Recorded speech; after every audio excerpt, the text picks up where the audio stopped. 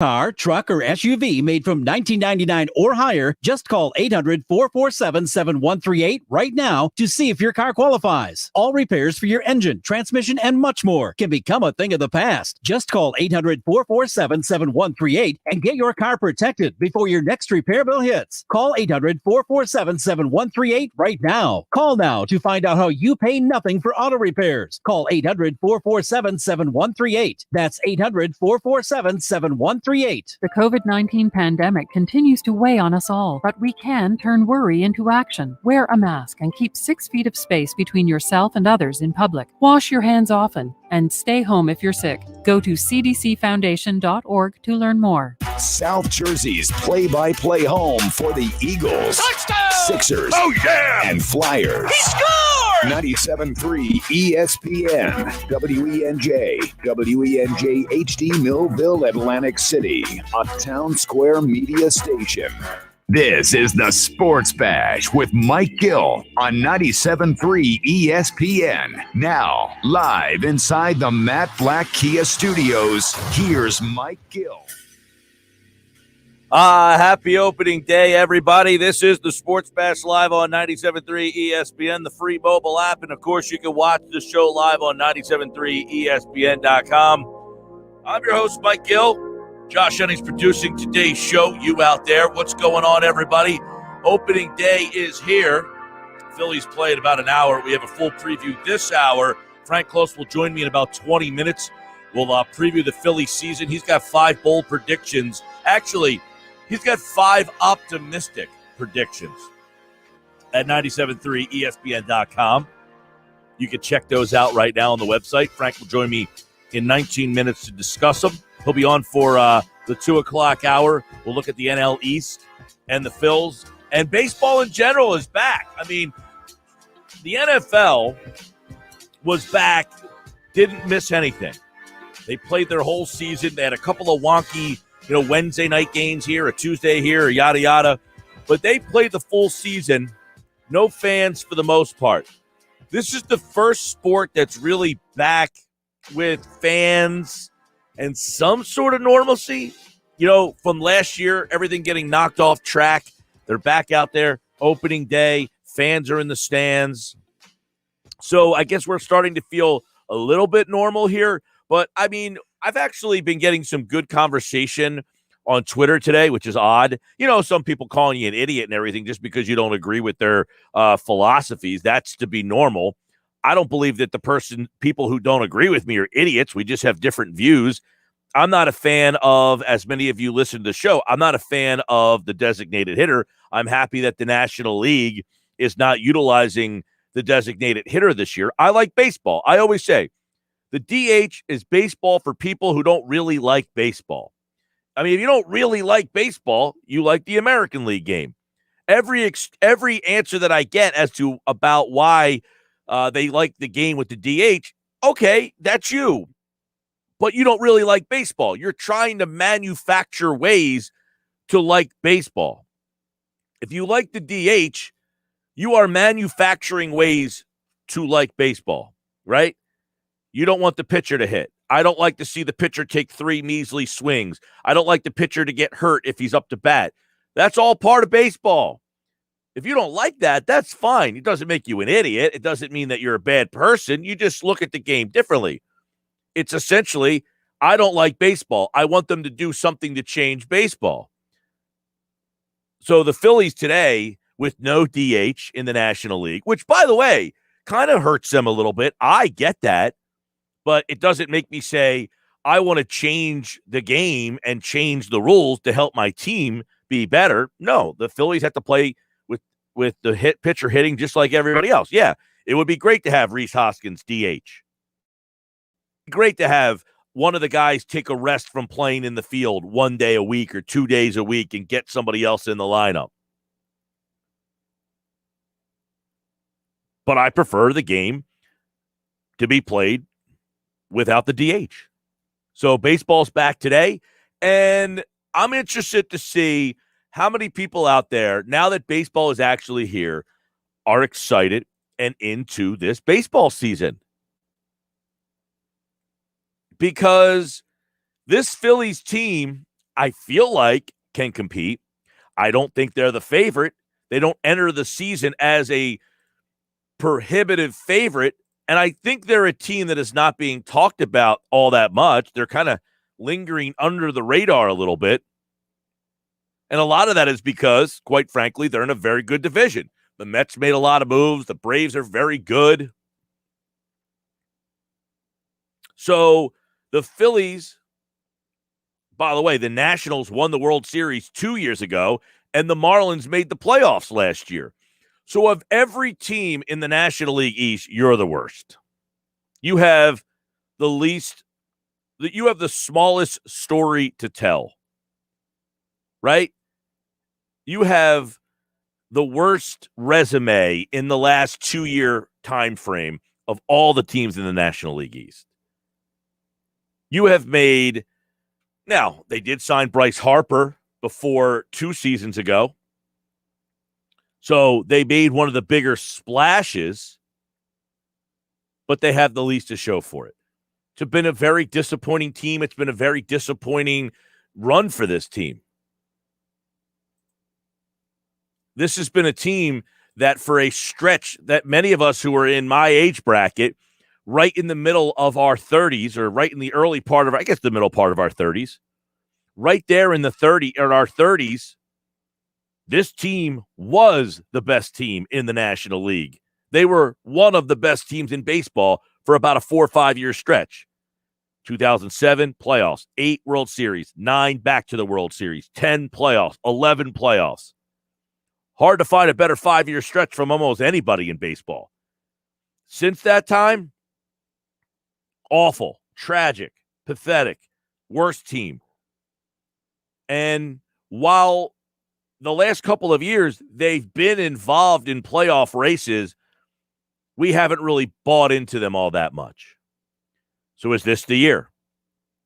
So what I want you guys to do, if you're listening or watching the show, if you can hear me today, you're watching the show online on Facebook, YouTube, or Twitter, you're listening to me on the radio, give me something about this team that you like and something about this team that concerns you, and we'll kind of break it down throughout the show today. Sammy's watching on YouTube, and he says, this division is beast. Comes down to pitching, ? Yeah, it comes down to pitching. It always comes down to pitching. That's what baseball is. Pitching, pitching, pitching. You know, the pitching in baseball is just such it's everything. Pitching in baseball is everything. And the Phillies pitching, how does it stack up? I mean, the top 3 in their rotation are pretty solid. I mean, obviously the top 2. I would say this. This is the interesting part about the Phillies. I think their top 2 are very good. Wheeler and Nola, who's pitching today, are very good. Both of those guys are legit I don't want to say number 1, 8. They're not aces. They're both top of the rotation type of guys. Here's the problem. The back end of their rotation is highly questionable, but Nola and Wheeler, Max Fried, very good. Charlie Morton, solid as can be. Ann Anderson, young kid. We'll see what they get out of him. The Atlanta Braves. They have very good top-end pitching. The back end of their rotation, though, I think has more going for it than Philadelphia's does. Jacob deGrom, best pitcher in baseball. Carlos Carrasco, very good. Marcus Stroman, solid. Walker, he can be solid. They've got 4 guys who are probably legit. You know, they are legitimate major league pitchers. Not that Chase Anderson and Matt Moore are major league pitchers. They're just, at this point, a little unproven. Matt Moore bouncing around. He was in Japan last year. Max Scherzer, Strasburg, Patrick Corbin, John Lester, Joe Ross. Washington's got good pitching. I mean, I know Lester is not the guy he was. Corbin's not the guy he was. Strasburg always seems to be hurt. But you're in a division where pitching is outstanding.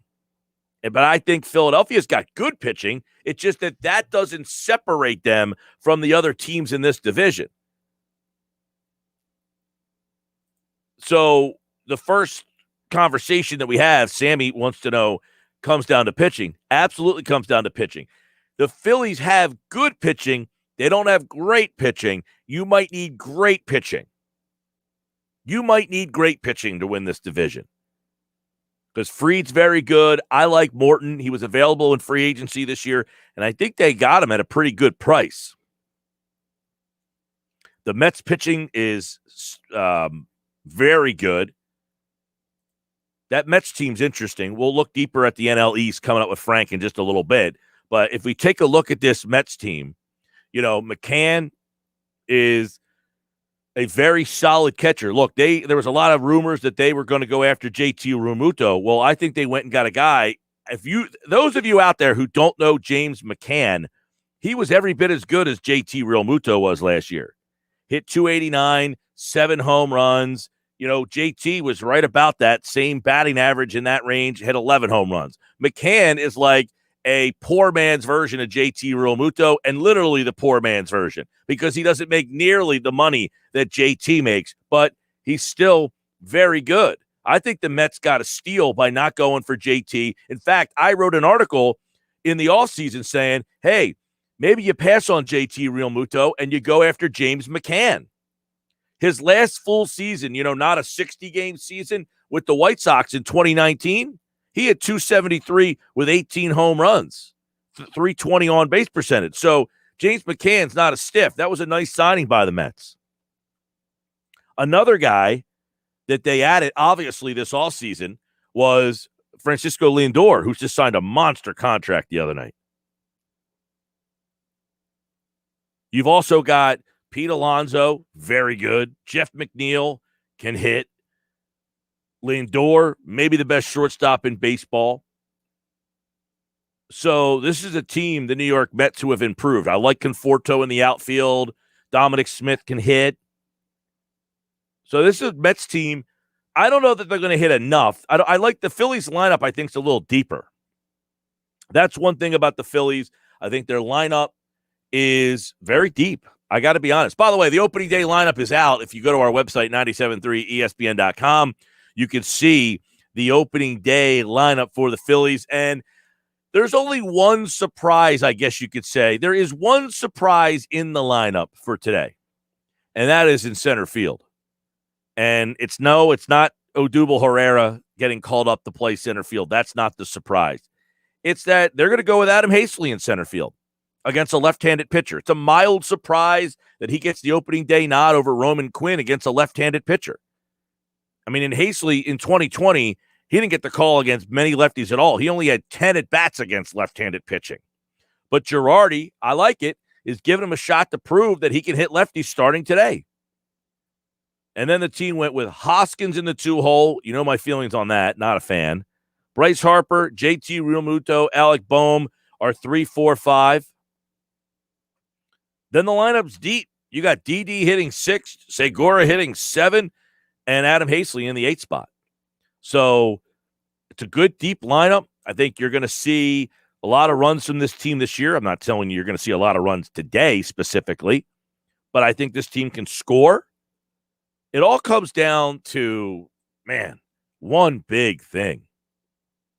And it was what this team has struggled with the last 2 seasons, the bullpen.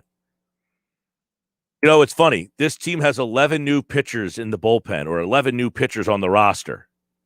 There's only one returner from that bullpen, and it's Hector Neris. Every other guy in the bullpen did not start on the opening day roster last year. Connor Brogdon was on the team at time last year, but he did not make the opening day roster last year. You've got a entirely rebuilt, remade bullpen. Eddie is watching on Facebook. He says, realistically, if we trade Hoskins during the year, move Boehm to first, what do you do at third? Eddie, that's a great question, but there's a lot of options here. I actually talked about this yesterday.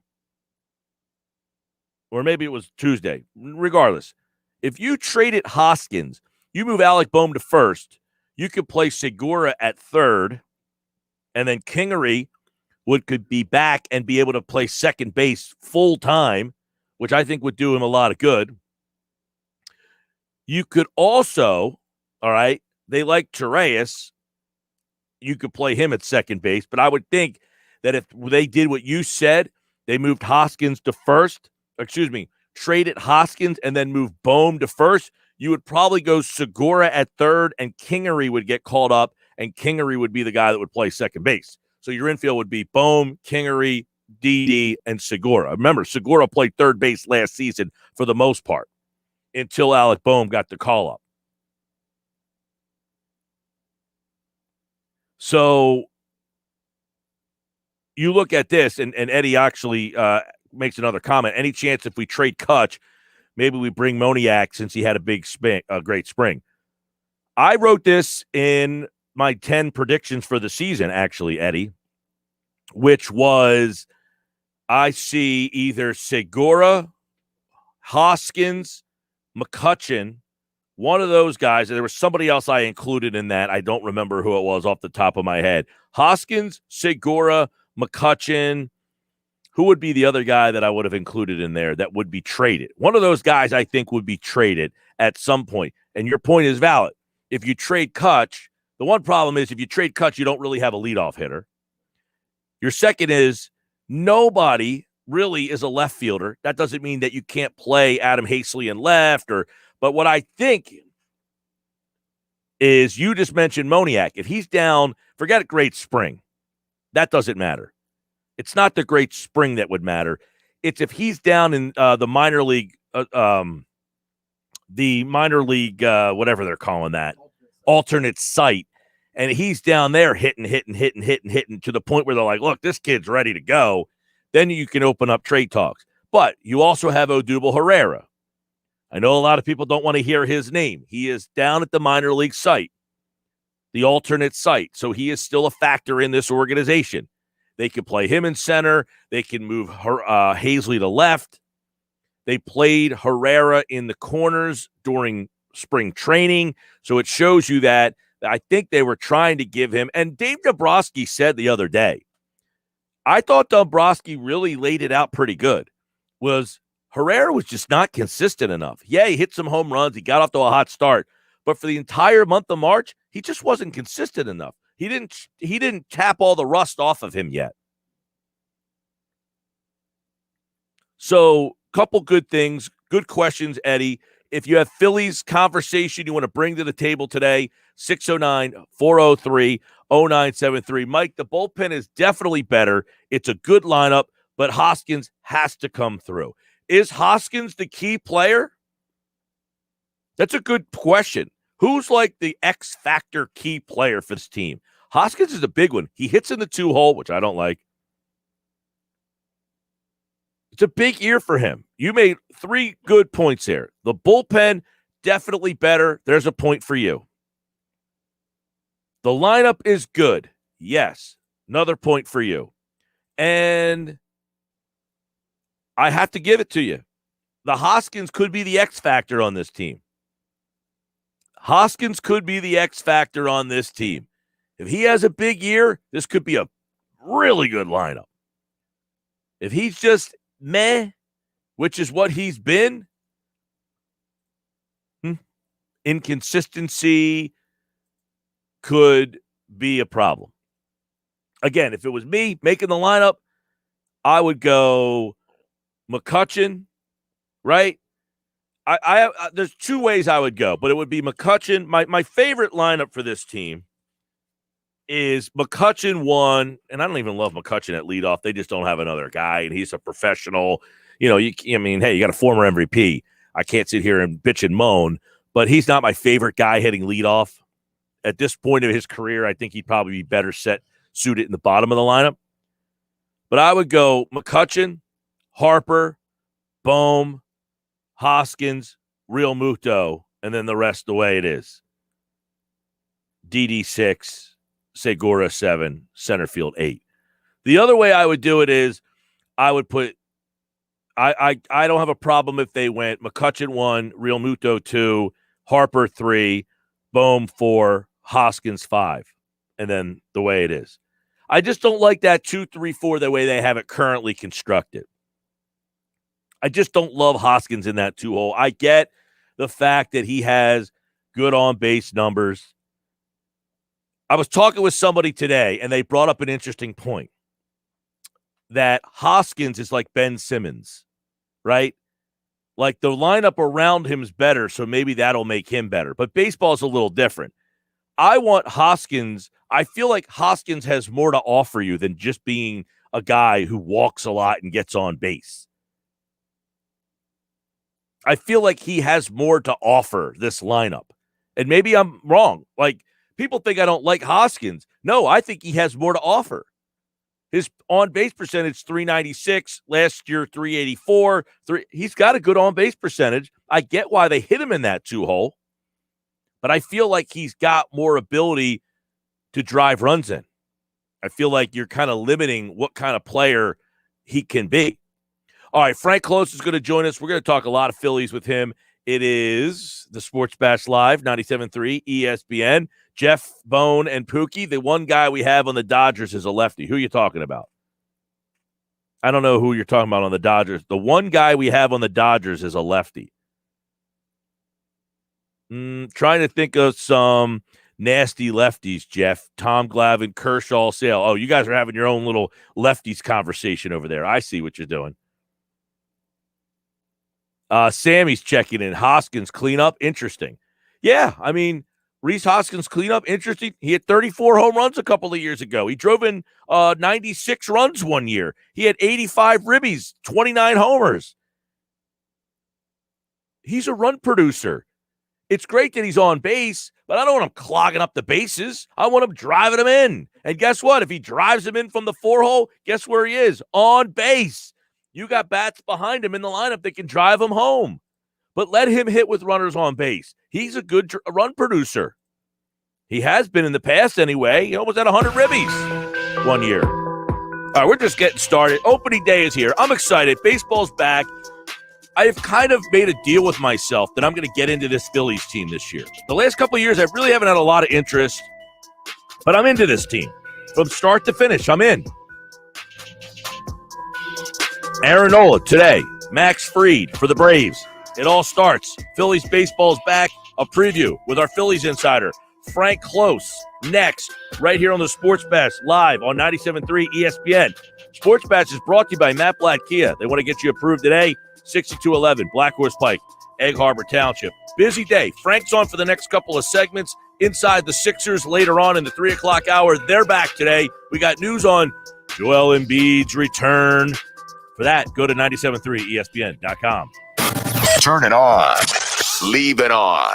The Sports Bash on 97.3 ESPN. Hey, sports fans, it's JR from WagerPro.com. And guys, I've got some real exciting news. We've just uncovered huge information on this pro basketball matchup tonight between Philadelphia and Cleveland. I'm going to leave the winner free of charge right now on my famous 30-second recorded message. Call this number right now, 800-499-3733. That's 800-499-3733. That's 800-499-FREE for this huge blowout winner in pro basketball tonight between Philadelphia and Cleveland. Guys, don't miss out. Call the number, listen to the short message, and take this one to the cashier's window. 800-499-3733. That's 800-499-3733 for the Philadelphia-Cleveland winner on a recording. 800-499-3733. And check us out at WagerPro.com. Cleanliness and safety are essential to the success of any business. That's why Cintas has introduced our Total Clean program, a one-of-a-kind service that includes scheduled deliveries of essential cleaning supplies, hygienically cleaned uniforms, and on-site sanitizer and disinfectant services to help eliminate germs. Learn what the Cintas Total Clean program can do for you. Oh, I'm ready! Visit Cintas.com and get ready for the workday. Mom, I'm hungry. Popcorn? We should live stream this. Already am. With this new plan from Walmart Family Mobile, I get 40 gigabytes of high-speed data for under $40 a month. It's a limited time deal. Oh, watch out, loose ball. Whoa. That's double the data with no contract or surprise fees. Yay, buzzer beater.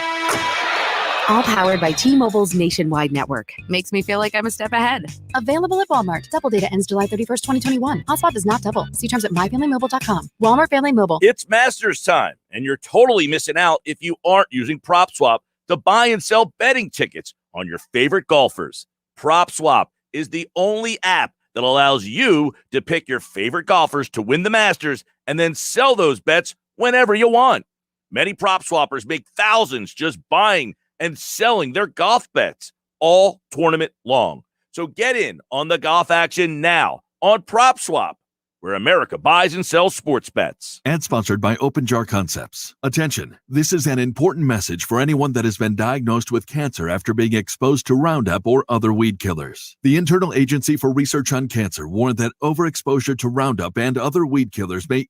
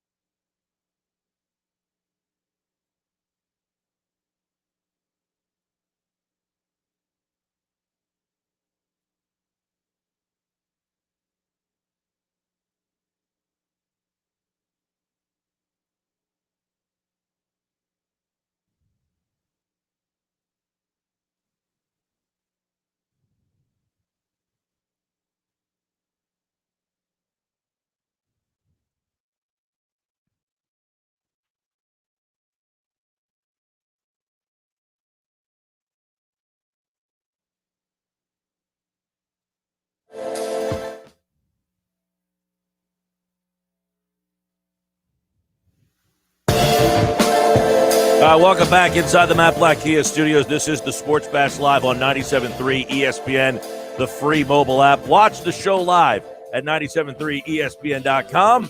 Frank Klose is happy because Phillies baseball is back. We're happy to have Frank on board for another Philly season. You can get all of Frank's Phillies coverage at 97.3ESPN.com. He's got 5 predictions, optimistic predictions. I'd like to hear your pessimistic predictions, too, at some point, Frank. We'll get into that. What's going on, man?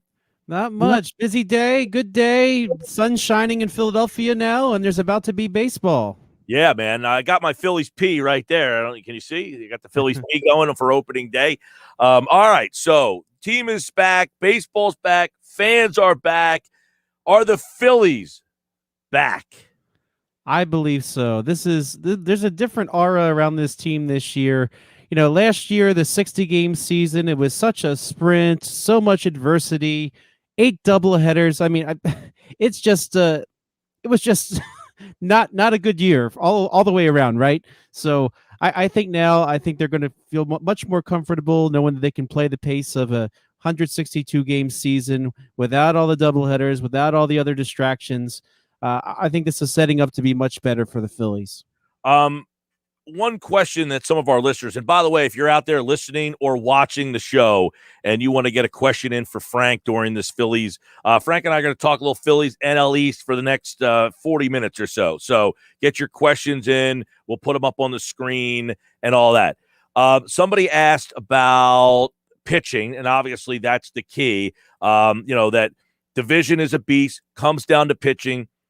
Where is the Phillies pitching? Because they got good pitching. I don't think oh, man, this pitching staff stinks. I think they have a good staff. I don't know that it's great, but this division has a lot of good pitching. Yeah, the division certainly does. But the good news is the Phillies are much, much better this year. And, I think last year, especially given the condensed schedule, Jake Arrieta, older, like he didn't have the stamina to really get through the full season without the injuries. I think right now the way that they're lined up, Matt Moore, Chase Anderson, they're good at the back end. They're not going to give you a dominant start every time, but they probably will here and there. There'll be some games where they don't do so hot too, I'm sure. But when you have Aaron Nola and Zach Wheeler, you always feel confident about going into a series if they're pitching. Zach Eflin, I still think a lot highly of Zach Eflin. If you consider the last several years, he's the guy that can throw a complete game at any moment, and he's still got a lot in him. I think there's still some upside on Zach Eflin, and I think you feel a lot better about this starting rotation than last year when you're rolling your eyes saying, oh my God, Vince Velasquez is going to be a starter again. And then, of course, you get some injuries, and then you don't know who's going to pitch next. So the Phillies can feel a lot better about this particular starting rotation. And their bullpen, of course, much, much better.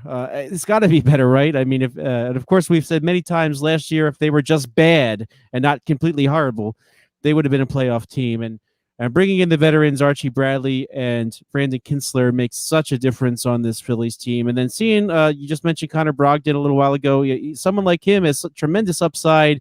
We're going to get to see what he can do for a season. And then Hector Neris is back, the only one who was really reliable for them in the past.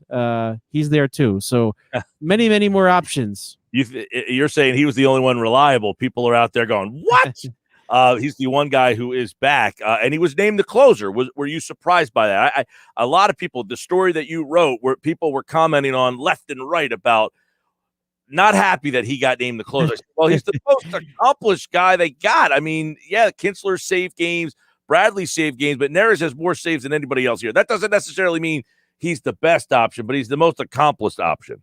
And honestly, I think the pressure is going to be off him compared to last year. And I saw some good stuff online. I wish I could remember who posted it, but some of those blown saves last year, they were little balls that dribbled in, and he had a little bit of bad luck. And it was only a 60-game season, so there's really not a large sample size. And I felt too that they really had to push him extra last year because they had such trouble getting to him, that they were throwing him out there for multiple innings when he really shouldn't have been out there for multiple innings. He had so many appearances where he pitched great in inning one, and then they had to drag him back out again, and he didn't pitch as well the second inning. So I think if he's used in his role properly, you're going to see a better Hector Neris than you did last year. And let's face it, we lost the closer's job a few years ago to Sir Anthony Dominguez along the way. He seemed to have recovered from that just fine in 2019 as Dominguez and David Robertson collapsed. So I think he's still a decent arm. I think there's way less pressure on him this year because you have Archie Bradley and Brandon Kinsler. And I think that now Joe Girardi can look at Kinsler and look at Bradley and really kind of play the matchups in the late innings and try to get some of the good hitters out ahead of Neris so that you actually get to Neris. All right, Frank is with us to preview this Philly season. Let's get some more questions. We got a lot coming in. Eddie wants to know if you trade Hoskins during the year. Number one, let's stop there. Do you think that's an option, a possibility? I don't think that's the type of move they're going to make in season. If Hoskins is struggling this year along the way, I don't think they try to move him when he is down. It would make no sense to sell low, right? So if Hoskins struggles, what you'll likely see is more Brad Miller at first base against right-handed pitching. I think that would be what happens first. But if you're going to do a major move like that, I think that reconstruction might happen in an off season. That seems to be that type of move. I think the Phillies could do a lot of different things next year, though. I mean, Alec Boehm was always thought of as not a third baseman when he was coming up. People kind of thought that he would end up in left field or first base. And you know what? There's a lot of options going forward. Is there a DH? Then that certainly creates a natural move for Hoskins to go to designated hitter. He could play if Boehm moves left field. Maybe you can sign one of the free agent infielders out there, and there are some good ones on the market heading into next year. If you're looking to replace McCutchen, maybe you want to go to Chris Bryant, Javi Baez. Depends how much money they want to spend. So, but all those types of big picture questions, I think they're going to be more addressed in the off season rather than in season. Now, if Hoskins is hurt or something, maybe they can find an infielder and move Boehm to first. But we'll see. Hopefully you don't have to think that way just yet, and Hoskins gets off to a good start and really shows something that like he did when he kind of burst out on the scene a couple years ago. Yeah, somebody else asked about McCutchen, too. I mean, is he a guy that would also because you do have options in the outfield. You do have Moniak. I guess you have Herrera. Kingery still kind of down there. I mean, is McCutchen a guy that they might, think about if they needed to add to their bullpen or add to the back end of their rotation? The problem I have with McCutchen getting traded, they don't really have another leadoff guy. I think he's too important of a leader on this team. I don't think you get rid of Andrew McCutchen. If anything, he plays a little less, and you put Brad Miller in left field or Matt Joyce in the left field, whoever's a hotter bat. But I don't think McCutchen's going anywhere. I think his veteran presence and leadership is what they got him for primarily, and I think he's going to continue to be that. And he's going to play out this contract as a Philly, in my opinion. Frank, the opening day lineup was released today. I guess one minor surprise was Haseley getting the call. What's the message with Haseley getting the call against a lefty? I mean, that's something we did not see from Joe Girardi last year. Right. I actually really like it. So now I told you in the past, I thought Roman Quinn would be the starter opening day because they were going to face Max Fried, and he's a lefty. But I really like this. I think they're finally sending a message to Haseley like, hey, here's the job. You want it? I mean, at the end of the day, you need to have opportunities against left-handed pitchers, right? And here it is. Day one, they're instilling some confidence into Haseley. The job's yours. Go get them. And I really, really like that. So I'm not one who likes to overthink the lefty righty stuff. I mean, I kind of get that you want to. I don't want to say baby a guy as he's coming up, but maybe it was a little bit too much last year. I thought Girardi. He was 4 for 10, by the way. He had 400. Yeah, I know. It's not even like he was a failure at it. So I think it's time right now, in the context of everything. He's your 8-hole hitter, right? He's not in a key spot in the lineup right now. He's your 8-hole hitter. Let him face some lefties. And then maybe he's good at it, right? I mean, we're not going to know until he actually does it. So I think this is a good time, a good opportunity. There's not so much pressure there in the lineup. And yeah, there's Moniak in the minors and Kingery's in the minors. Both of them could contribute in some meaningful way. But now's the time to see what Haseley can do. Steve Alford is watching on Facebook. He says the 2-hole is one of the most important spots in the lineup. Need good contact, good eye, a little pop, but needs to be able to move runners and get them to the meat of the lineup. Is that Rhys Hoskins? I'm not one who likes Hoskins batting second, but I've let myself sort of be convinced that the stereotypical 2-hole hitter of the past, like the Placido Polanco, who would come in on the tails of Jimmy Rollins and then move him up, right?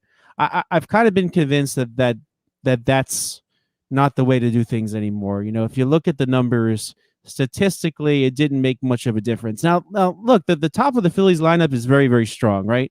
So if you get the leadoff hitter on, I mean, Hoskins is the guy that could move him to third with a single or maybe even he scores with a double. You're kind of rolling the dice on that. And then with the guys coming up behind him, the Harpers, the Bohms, the Realmutos, right? There's all these options of players who can drive those runs in. So in some ways, I've kind of been convinced that you don't want that productive out, especially given the high quality of this lineup. So if you're a team that's not so great offensively, you need to scrap together some runs. Maybe that's a different story, but I think they've moved on from that line of thinking, and I get it now.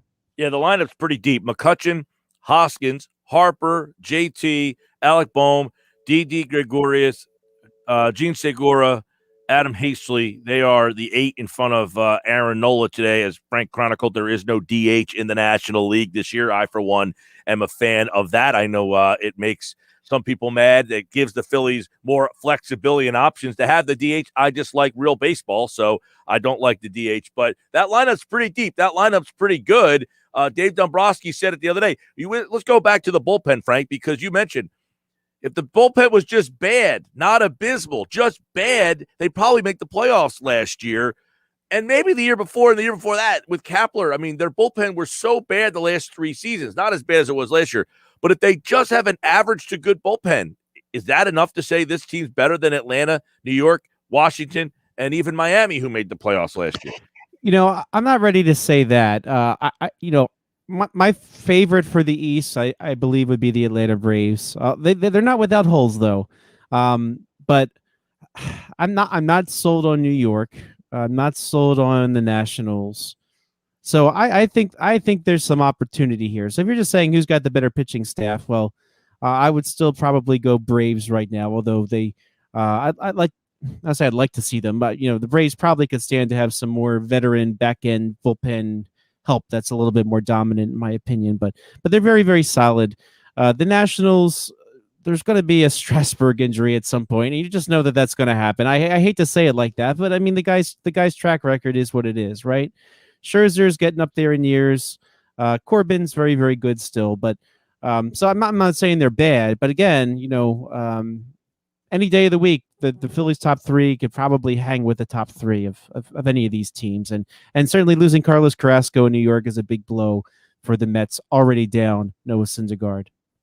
All right, we'll look at the NL East with Frank coming up on the other side. We'll take a little deeper look at the Mets, the Braves, the Marlins, the Nationals, and kind of compare these teams. The Phillies opening day, first pitch in about 20 minutes. Keep it here. We'll look at the NL East. How realistic is this Phillies lineup and pitching and bullpen in this NL East? Frank has another segment with us coming up next. It's the Sports Bash Live on 97.3 ESPN, the free mobile app. And don't forget, you can watch the show live through Facebook, YouTube, or Twitter.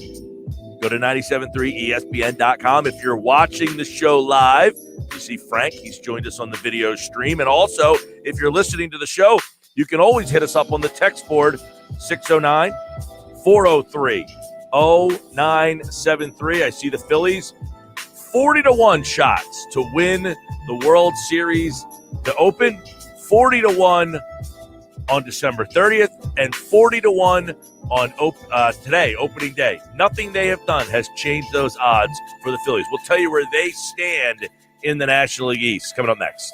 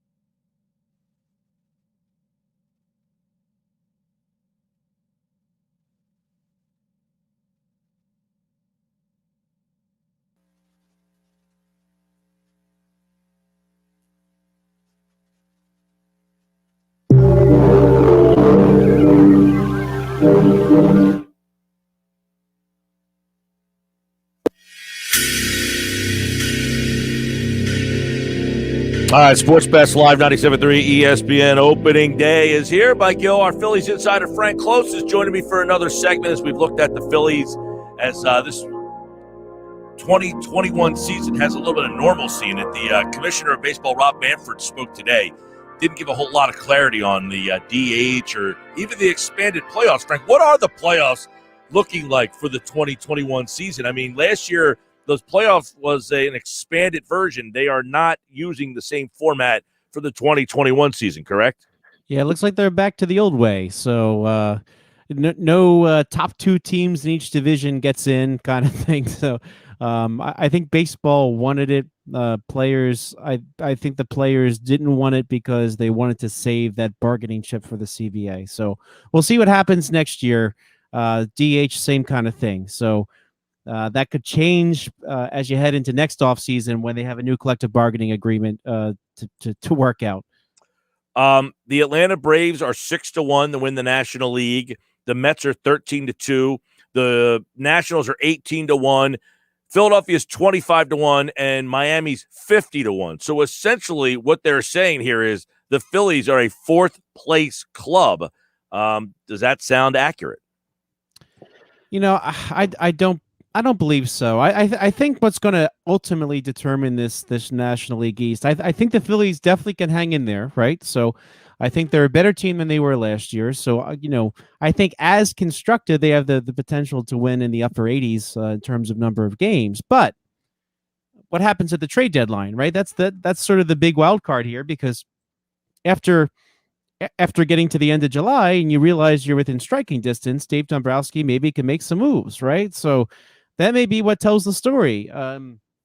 Injuries on the Phillies or other teams, that could change the story very, very quickly, So back to 162, I almost feel like, okay, who's going to win the divisions is probably predicated on a lot of things that we don't know yet. So I'm not really one for those preseason odds. I think the Phillies, if you're a betting type, those odds will get a little bit closer if for the Phillies. Well, the over-under for wins is 81.5 for Philadelphia, 91.5 for Atlanta, 90.5 for New York, 84.5 for Washington, 81.5 for Philly, and Miami 71.5. So that playoff Miami team hasn't really helped them out in that area, but 81.5. It sounds like they feel like this Phillies team is right where they've been the last couple of years, right around 500. Yeah, I don't see that. I think the win totals will be kind of brought down a little bit because the teams in the division are good. You don't have any team right now that is a rebuilding team that everybody's expecting to pounce over, right? I mean, even the Marlins. I don't believe the Marlins are a playoff team. I think they got into the playoffs last year because they were younger, and as the veterans on other teams started to break down with that asinine schedule and 8 doubleheaders the Phillies had to play, the Jake Arrietas couldn't keep up. Rhys Hoskins got banged up. JT Realmuto got banged up. Spencer Howard got banged, right? It just seemed like there was one injury after another, not just on the Phillies, but on a lot of teams. But all those doubleheaders at the end really beat the Phillies up. You don't have that this year. And the Marlins, being young and spry, they were able to hang in a little bit more. Same with the Toronto Blue Jays, although I think they're a little bit more talented than the Marlins. But some of these young teams got in because their bodies were able to respond better to all these doubleheaders. So I think that the Phillies will win in the upper 80s, but I think the Phillies are so definitely take the over if it's 81.5. But a lot of this has to play out, and again, the Phillies can hang with every single one of those teams anytime Zach Wheeler or Aaron Nola is pitching, and I think Zach Eflin is primed for a big year, and hopefully the Matt Moores and the Chase Andersons in the rotation, they're still relatively young, right? So they're several years younger than Jake Arrieta was, and you always waited for the Arrieta injury, right? So that's not a factor anymore. So I think things look a lot better for the Phillies than they did last year. Let's talk real quick about, you mentioned Wheeler and Nola. Which of those two guys do you trust more? Honestly, probably Wheeler. I think the story with Nola the last few years is down the stretch he's kind of faded a little bit. His Septembers haven't been wonderful. will he feel less pressure this year if the team's better around him? If the bullpen isn't so bad that Nola doesn't feel like he needs to pitch 11 innings in a 9-inning game because he's so afraid to hand it over to the bullpen. Nola still needs to show that he can pitch in September. That's like the one thing that needs to happen, right? So I tend to give the edge to Wheeler, but both of them I think have the ability to step up and be number one starters, and both of them are. The thought of that they don't have an ace, they have like a couple of number ones or a number one, like a lower end number one, but they don't have that ace of the staff. Yeah, the thing that it's just honestly the thing that keeps me from putting Nola at ace level has just been the month of September. So is this the year that he shows that he can pitch in September like he pitches in the middle of June? Well, we'll find out. Yeah, and I know he gets the ball for the fourth time on opening day, which is the first time that's happened for a Phillies pitcher since Steve Carlton did it 10 straight times. So obviously he has kind of, believe it or not, become one of the faces of this franchise, even though, I mean, he's not the most talkative guy. He's not the most comfortable guy in front of the camera. He doesn't have this great personality.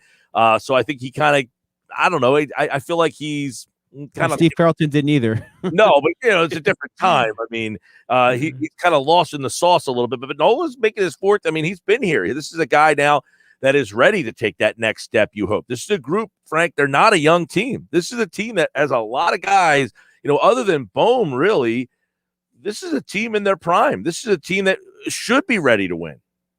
Yeah, exactly. And, the Phillies really did have to answer that sort of existential question this offseason. As a new president of baseball operations came in, it was up to Dombrowski to basically answer the question, can this team win? And it sounds like he went to ownership and made the case that, well, yeah, you need to get JT Realmuto back here, but then you have to add another few pieces. It almost felt like, and from some good reporting from Matt Gelb of The Athletic, that the Phillies were ready to just sign Realmuto and call it an off season.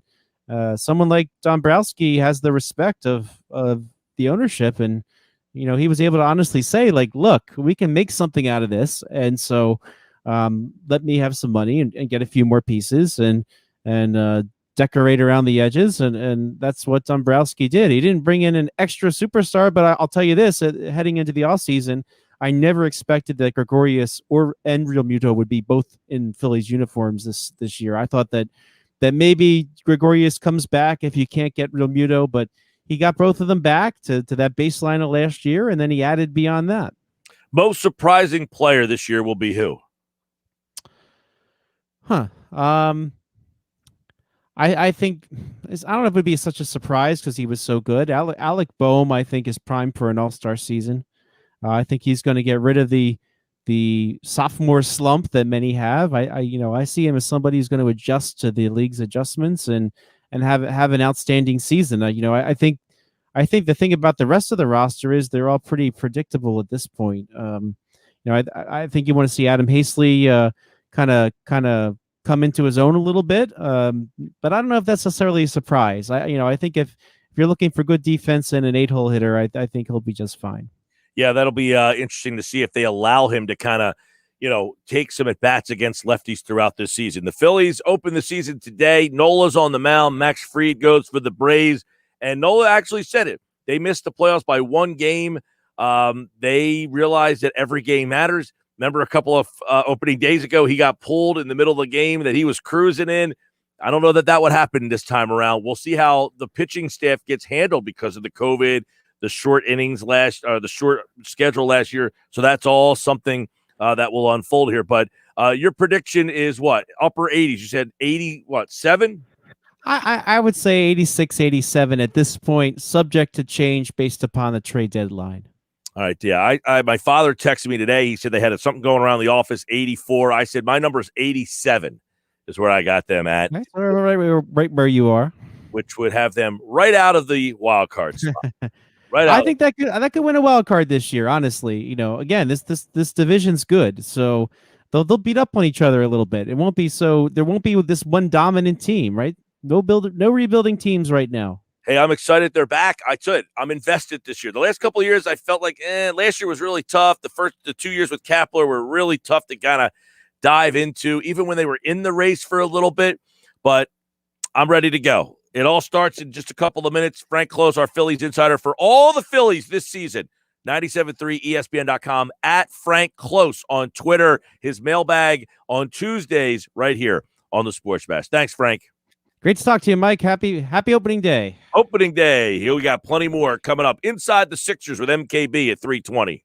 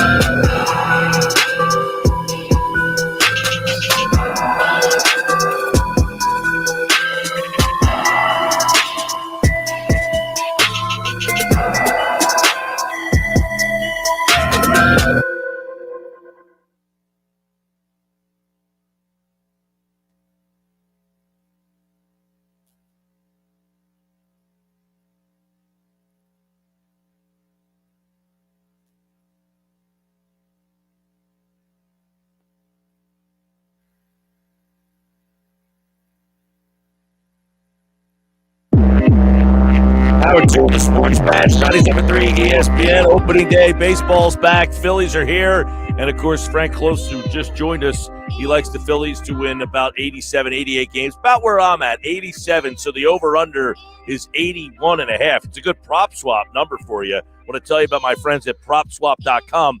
You could do it for baseball, too. Let's say you walk in, buy that ticket for the over-under on the Phillies season at 81.5. Well, let's say at some point they're way on pace to get past that. You could sell that ticket at PropSwap.com and sell it to somebody else and let them hold on to that ticket, and you can make the money off of that. It's easy to do. Go to PropSwap.com, download the PropSwap app today. PropSwap, where sports bettors go to buy and sell sports bets. I'm Mike Gill. This is the Sports Bash. We are live on 97.3 ESPN.com, the free mobile app. And, of course, if you're watching the show live at 97.3 ESPN.com through Facebook, YouTube, and Twitter, you can watch the show on those platforms, Facebook, YouTube, and Twitter. We talked some baseball in the first hour. Good conversation. A lot of stuff out there. Like, I'm just going around. Rhys Hoskins, to me, somebody brought it up, X-Factor kind of guy. He is one guy that I think can have a better season than he's been having. He's another guy that, he's kind of being in that number 2 spot in the order. He's a key to kind of everything. This is a team that you have 3 X factors, I think, who could help this team turn the corner. One of 2 things will happen at the end of the Philly season. Either their playoff drought will go to what? They haven't been in the playoffs since 11, so it would be going on 10 years.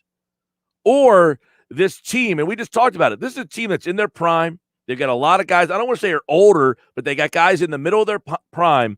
Well, I don't want to say shock the baseball world, but making the playoffs would be a little bit of a surprise for most people for the first time since way back in 2010 was the last time this team made the playoffs. So we're going on 11 years now. So I'm not saying the Phillies are going to make the playoffs. In fact, that's not my prediction.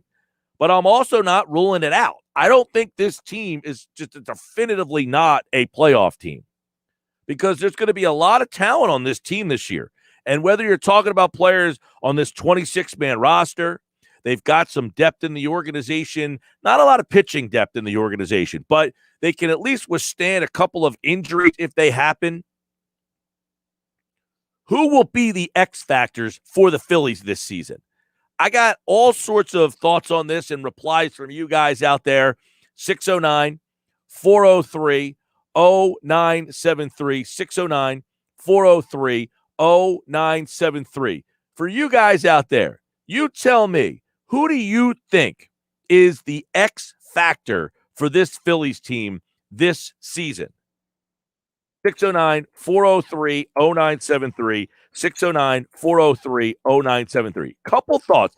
I got 3 guys that I think rank at the top of my list of who will be the X factor for the Phillies this season. I got 3 guys that are kind of like rattling around my head. I'm interested to see what you guys send to me on the text board and on the video chat. Because, 1, all right, I got all kinds of thoughts about this. And a lot of different players that have validity to this conversation. It kind of underscores the immense, the potential that this team has. Now, there aren't a lot of sure bets when it comes to this bullpen. I can tell you that much. But there's a lot of ifs in that bullpen. But there's a lot of sure bets you would think, as Frank kind of said, you kind of know what you're getting with this team. And while it tends to be said on opening day about just every year, the point of this is this. There is a bunch, if a lot of those ifs get answered, the Phillies, I think, can make the playoffs. But, man, there's just a little too many ifs for me. So with that in mind, here are a couple of guys that I think are going to be the biggest X factors for the Phillies in 2021. Number one, Alec Boehm is got to be at the top of the list, right? I said it yesterday. Frank just said it today. He thinks he could be in the all-star conversation. He is one of the few young players, prospects, if you will, who could be a superstar type of player on this team, in this organization. It's a lot of pressure on him. But this is a guy in Alec Boehm that I think is finally that guy. For years, how many years did we hear, man, the Phillies have the number one prospect in baseball? It was Don Brown. Man, the Phillies have the number one prospect in baseball. It was, who was the shortstop that they traded to Seattle for Segura? Jay something, man, I can't think of his name off the top of my head. But he's the shortstop. He was the number one prospect in baseball a couple of years ago. J.P. Crawford. Thank you, Josh. J.P. Crawford, he was the number one prospect in baseball. You remember? Don Brown, he was the number one prospect in baseball. You had all those pitchers. Carlos Carrasco, who, by the way, turned into a pretty good player. For years, the Phillies had all these guys that were, hey, they're going to be something big, and they didn't turn out to be anything big. Alec Boehm, at 24 years old, I think finally is that guy that we've been waiting for. He hit pretty much everywhere he's been. In college, he raked. The minors, he came up, he raked. Last year, he comes up to the Phillies and was essentially their best hitter. 338, 4 homers, 23 ribbies. An 881 OPS, outstanding. This year, in spring training, he raked. He hit like 315, I think, in spring training this year. So everywhere this kid has been, essentially, he has hit. Rookie ball, 391. 2019, single A, 305. I know it's only single A.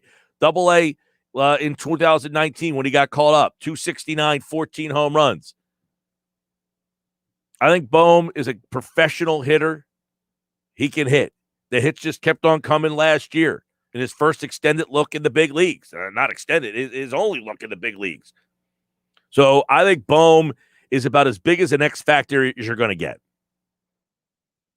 And I can't get a comparison.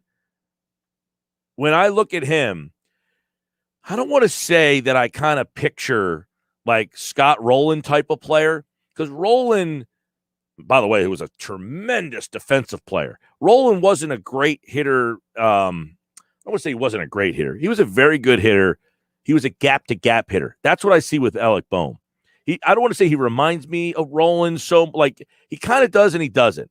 Rowland was a little thicker, a little bigger, but Boehm's very tall and lanky.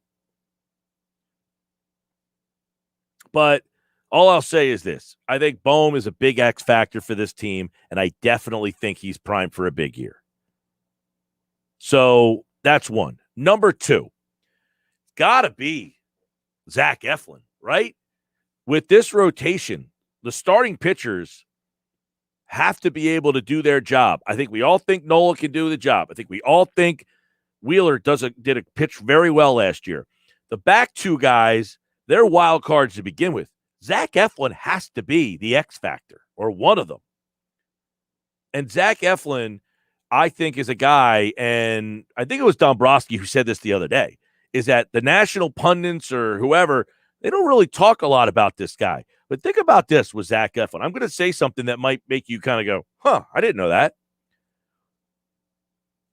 Over the 18 and 19 seasons, in 56 starts, Zach Eflin won 21 games. If you throw in last year's wonky 2020 season where he pitched 11 games, he won 4 more games. He has 25 wins in that time frame. What's that? 67 starts. Not bad. If Eflin can take the next step, you know what we keep talking about with Joel Embiid? Oh, at 24, he was very good. At 25, he was very good. But now he's 27, and he's really good. That's Zach Eflin.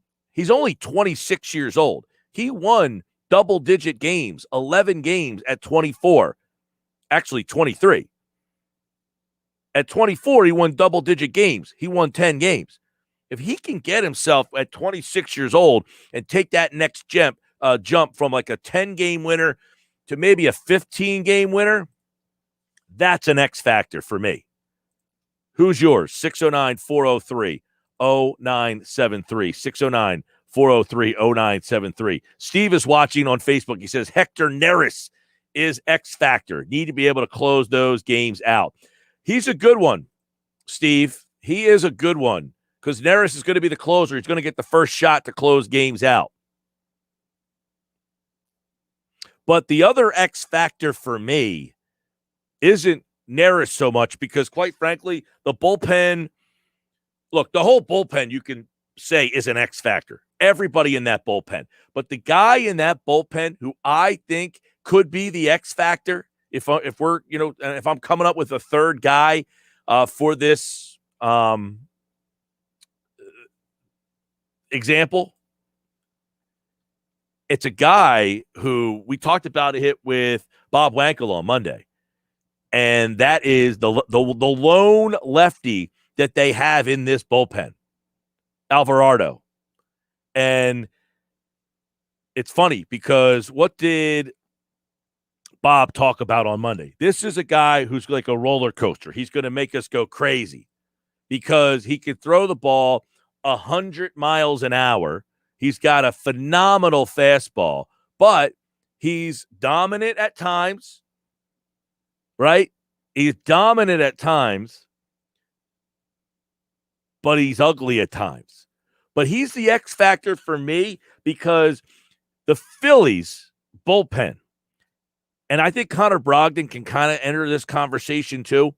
They have not had a guy in that bullpen that the manager could go out, wave his finger, and say, come in here and strike a guy out. Alvarado is that guy. He's a lefty. He throws 100 miles an hour. If he can display consistency with his command, he's an X factor in this bullpen because he's the kind of guy that they can utilize and be dominant and possibly be an 8th inning, 9th inning guy to close games out. So, Steve, you mentioned Hector Neris. I'm not going to say Neris is an X factor because I think we know what Neris is, and I'm not a Neris hater. He's just not an elite closer. He's just middle of the road guy. But I think Jose Alvarado could be a special kind of guy. 25 years old, maybe younger days. He was a little inconsistent with the command. And he's still going to be inconsistent. But I'll say this. He could be an X factor that he could be that lefty. He could come in and blow fastballs by guys. And I'm going to I know I said 3. There's 2 other guys in that mold, if you will, for the Phillies. One is Connor Brogdon. Connor Brogdon, and I wrote this in my 10 predictions for the Phillies season. That guy, to me, could be a closer. And I wouldn't be surprised by the end of this season that he is the guy closing. Connor Brogdon, 38.6% strikeout rate last year. He was absolutely dominant when he came back up after they sent him down.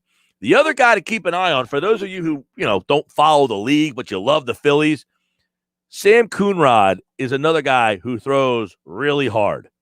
He's a guy that can strike guys out, but he really struggled last year with command, and that's a little bit of an issue. So we'll see how much faith the Phillies put in him. But the Phillies X factors for me, Alec Bohm, Zach Eflin, and I'm going to go with Jose Alvarado as the 3 X factors for this team in the 2021 season. All right, Sports Bash Live, 97.3 ESPN. When we come back, inside the Sixers, the big man is set to come back. By the way, keep your Phillies X factors coming. If you're watching the show live in the stream, or text me 609-403-0973. Hit me up on the text board, 609-403-0973. Sports Bash brought to you by JCPenney. The mystery sale is back just in time for Easter. Shop in store and you could save even more with the JCPenney coupon giveaway. details on the mystery sale. All right, I'm Mike Gill. This is the Sports Bash opening day. Phillies 1-2-3 inning. And the leadoff man is on. We'll keep you updated all throughout. Don't go away. Coming up next, Michael Kasky-Blomain talks a little Sixers here on the Sports Bash Live on 97.3 ESPN, the free mobile app. And watch the show live through Facebook, YouTube, or Twitter.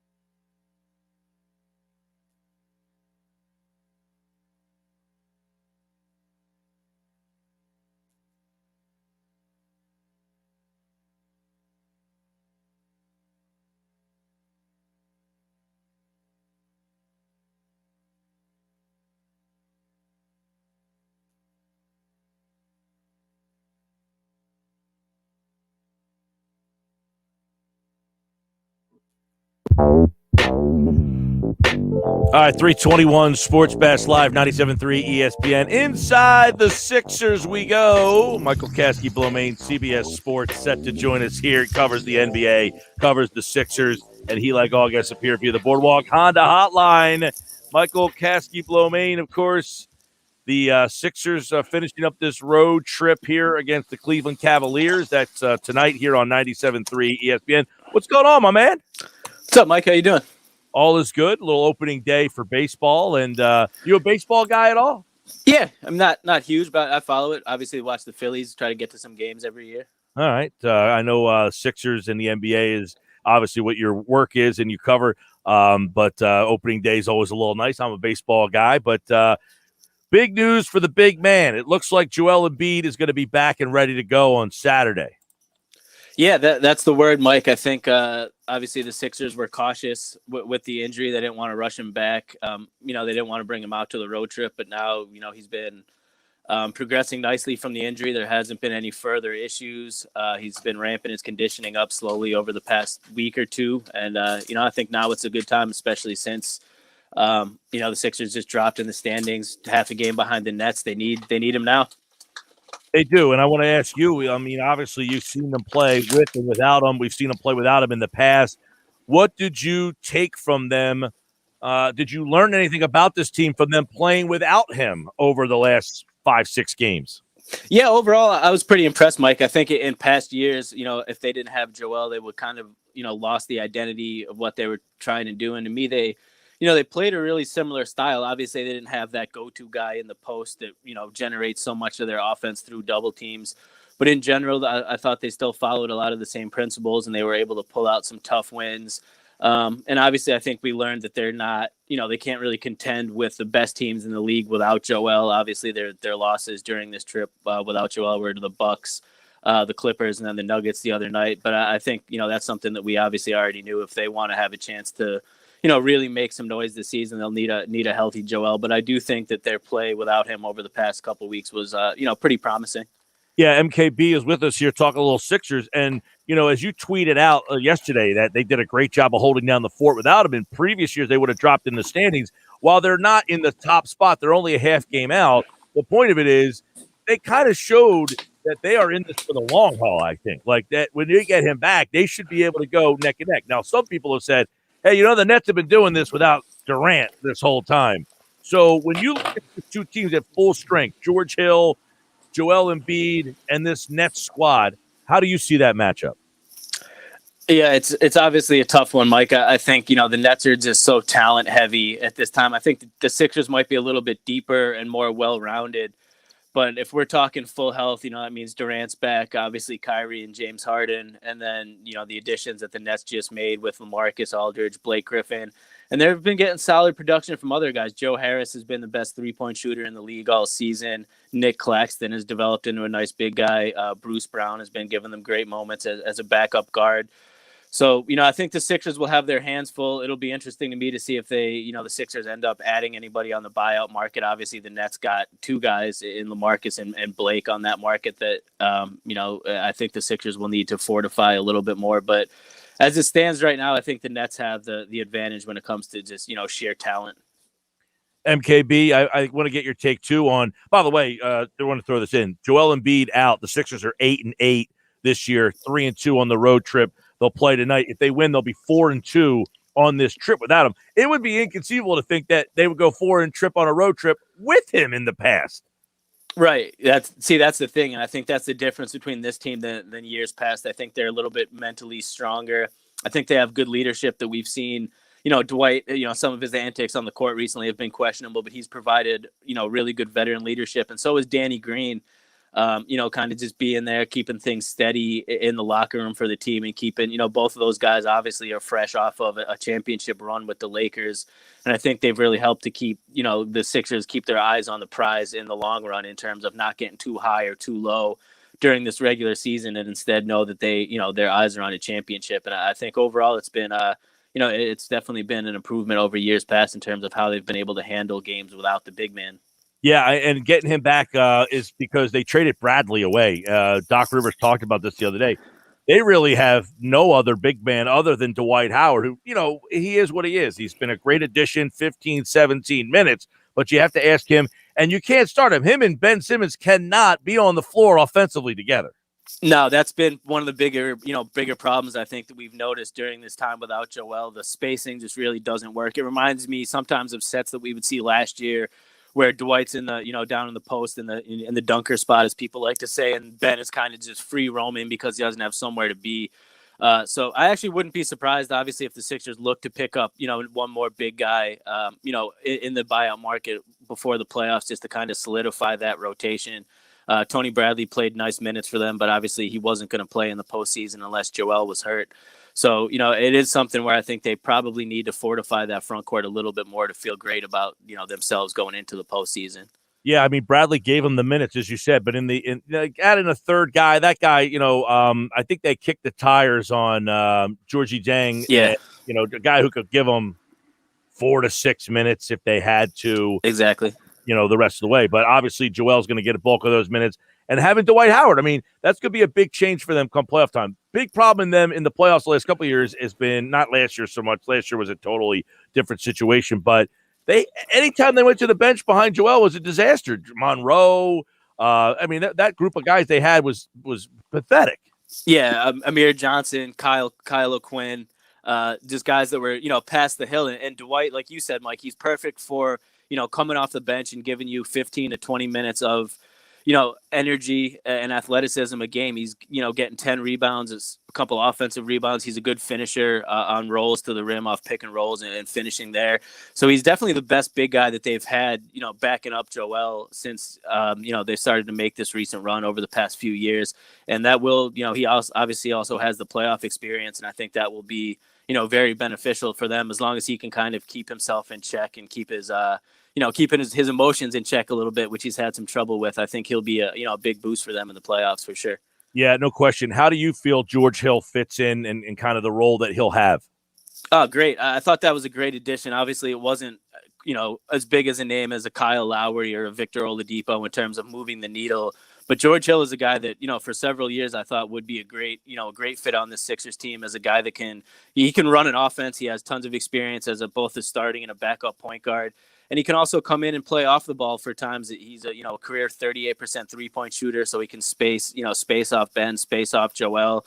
And in the second unit, he's a guy with tons of experience that will won't force the action. He can kind of come in, slow the pace down, run the offense for the guys, and that combined with his ability to shoot is something that they've needed badly for the past couple of years. So it's like I said, it's not a super huge exciting name, but he's definitely a guy that I think will play a huge role for the Sixers in the postseason. And that's why that Bradley move, I thought, it made sense. Bradley wasn't going to play a major role in the playoffs, where I think George Hill is going to come in and really have carve out a nice role for himself moving forward. What's it do, in your opinion, for Shake?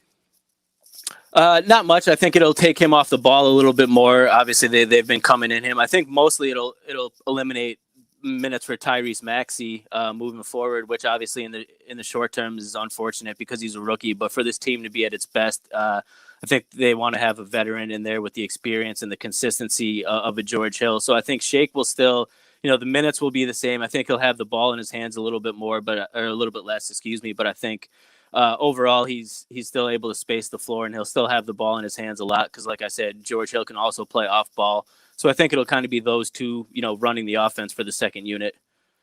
I know that everybody kind of has their feeling and thoughts on Tobias, and he did not have the best game the other night. It was almost like, hey, I can only carry us for so long. I think we kind of saw like, hey, he is what he is. But he obviously has had a much more consistently productive season. In a playoff game, do you think the Sixers go through Tobias Harris late, Joel Embiid late? I think Joel is obviously option 1A, Mike, for them always. But this, the thing is, and obviously this in the postseason, it becomes hard to sometimes run an offense, especially down in the final, in like the guts of the game, through a big man, because he's he needs to get the position. He needs to have someone that can give him the pass into the post position, and it's you can double him before he gets the ball. You can have someone front, someone behind him. Whereas Tobias is a guy that, you give the ball to on the perimeter and he can hunt for a mismatch, get downhill and hunt for his own shot. So I think they're going to rely on, a combination of both of those guys, but there's certainly going to be, a lot of times where, Joel is not going to be able to be the focal point of the offense on any given possession. And at that point, I think Tobias is, clearly established himself as the go-to guy or the closer, if you want to call him that. Yeah, it'll be interesting to see how that all works out. Now that it seems like they have two options where before we weren't sure. Obviously, how do you think Embiid, they handle him this last month of the season? Is he back? Is he playing Saturday, not Sunday? How do you think they handle him?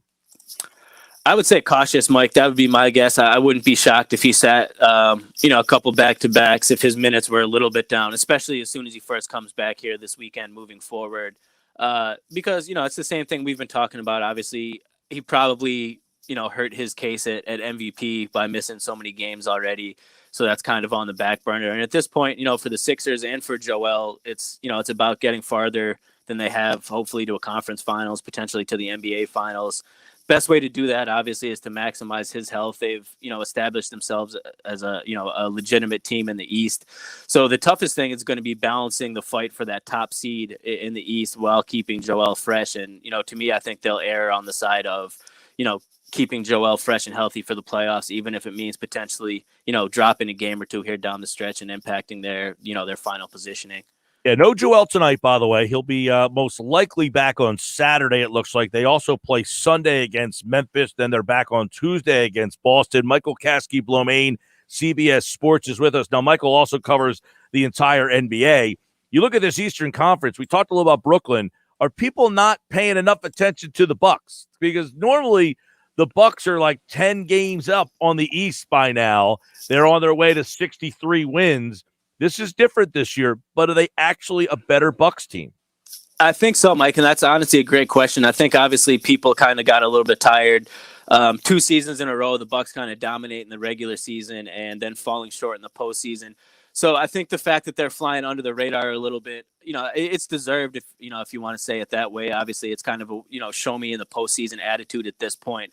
But from watching them, and I've been watching a lot of Bucks games, they are, I think, a more dangerous team than they have been in the past. The Drew Holiday addition was really huge for them. And it obviously gave them another great defender. And more importantly, it gave them another go-to guy down the stretch of games. Big thing with them in the past has been that, Giannis isn't necessarily the best closer. Given the fact that, he doesn't space the floor, you can kind of scheme for him if you pack the paint and throw a couple bodies at him. And in the past, they've gone through Chris Middleton late in games a lot, which they still do.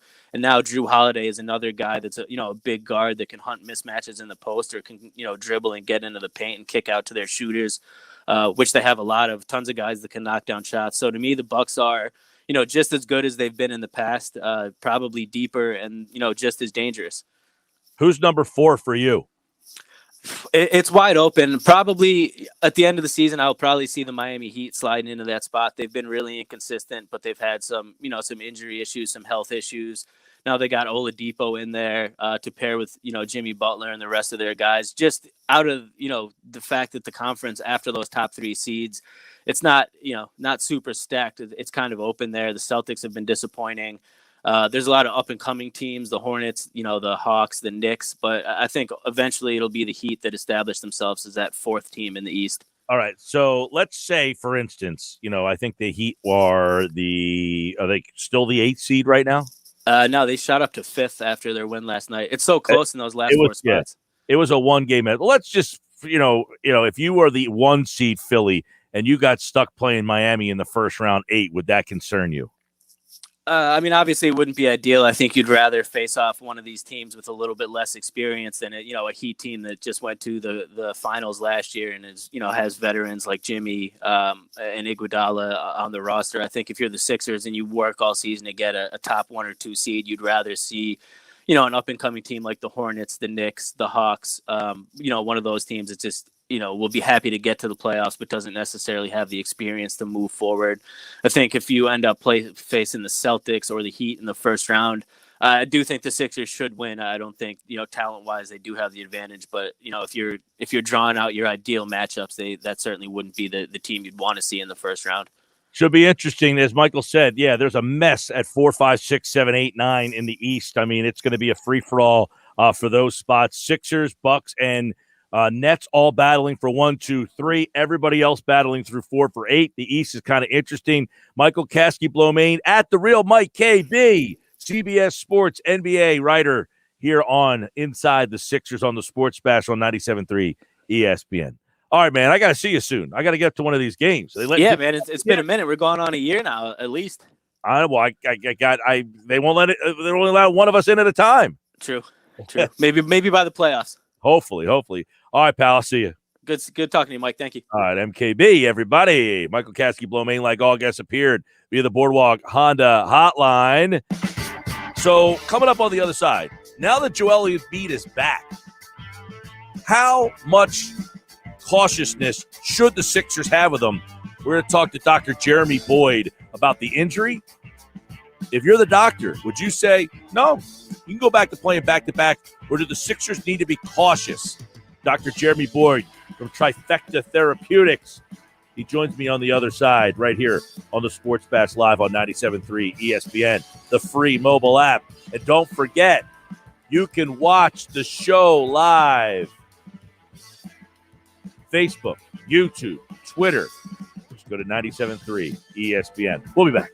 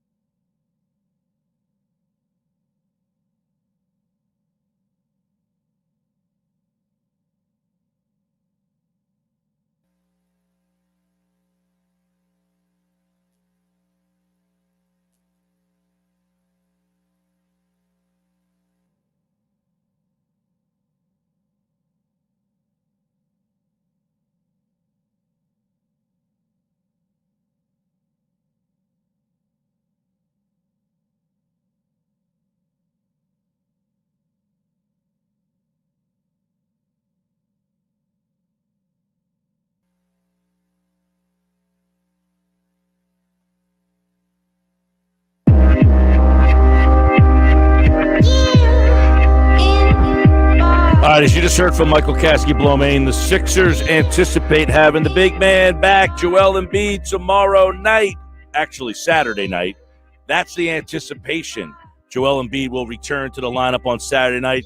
He has been out since March the 12th. Now, earlier in this process, we talked to Dr. Jeremy Boyd from Trifecta Therapeutics in Glassboro. They do a phenomenal job dealing with injuries from everybody.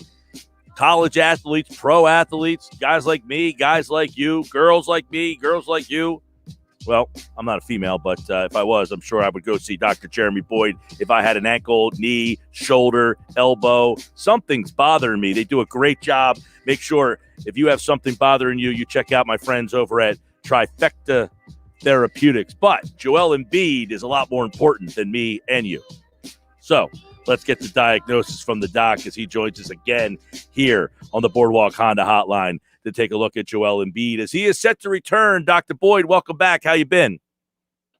Good. How about you, Mike? All is good, man. And I don't know, the news, a little surprising that Joel will play on Saturday night. I think most Sixer fans always feel gloom and doom. But when we spoke last time, we said about 3 weeks. He's been out since March the 12th. So this timeline looks good for you to feel that everything has worked out really well and that it's just a good old-fashioned bone bruise. Yeah, it definitely seems like that's the case. It seems from what I've been reading that he's been responding pretty well to basketball and conditioning drills. So, yeah, it seems like it's just a bone bruise. All the ligaments are in good shape, and it looks like he'll be ready. So is this something, because I know a lot of people are saying, all right, he's back. How cautious do they have to be? Is this something, Doc, if you're, treating him, do you say, hey, he's back, he can go? Or is this re-injury? Is that a high possibility here? What's the post-treatment now that he's back on the floor? Well, with Joel in particular, the fact that he's had, I guess this is his second go at it. He did have something similar earlier in the season. Some knee issues in the past. It's probably want to take it with a little air on the side of caution. They're still good in the standings and everything like that. I know they're tied with Brooklyn now. But maybe starts that we want to kind of increase his minutes probably on a kind of a game by game basis. As long as they're doing pretty well.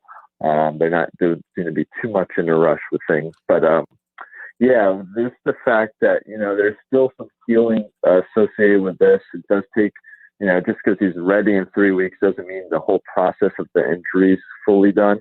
So, it may take up to, bone injuries in particular can take up more from 6 to 8 weeks for full healing of those tissues. So it's going to probably take a little bit longer, so they may kind of limit his minutes.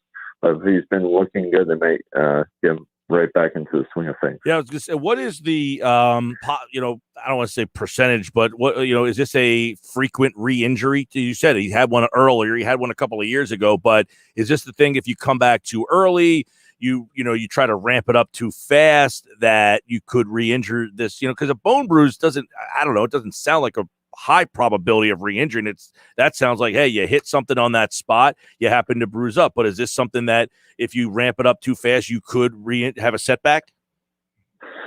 I'd say a setback versus like a re-injury, like you sprain something, or let's say a hamstring strain, you go back too soon, you strain that hamstring, and it's almost like a new injury of an old injury. More of this, you could just irritate the tissues again. Again, the bone's healing. There's still going to be some swelling, some limitations and those sort of things. So those sort of things will potentially get irritated. You may kind of mess the joint with that being the case if you ramp up too soon. But is it going to be re-injured? Probably not.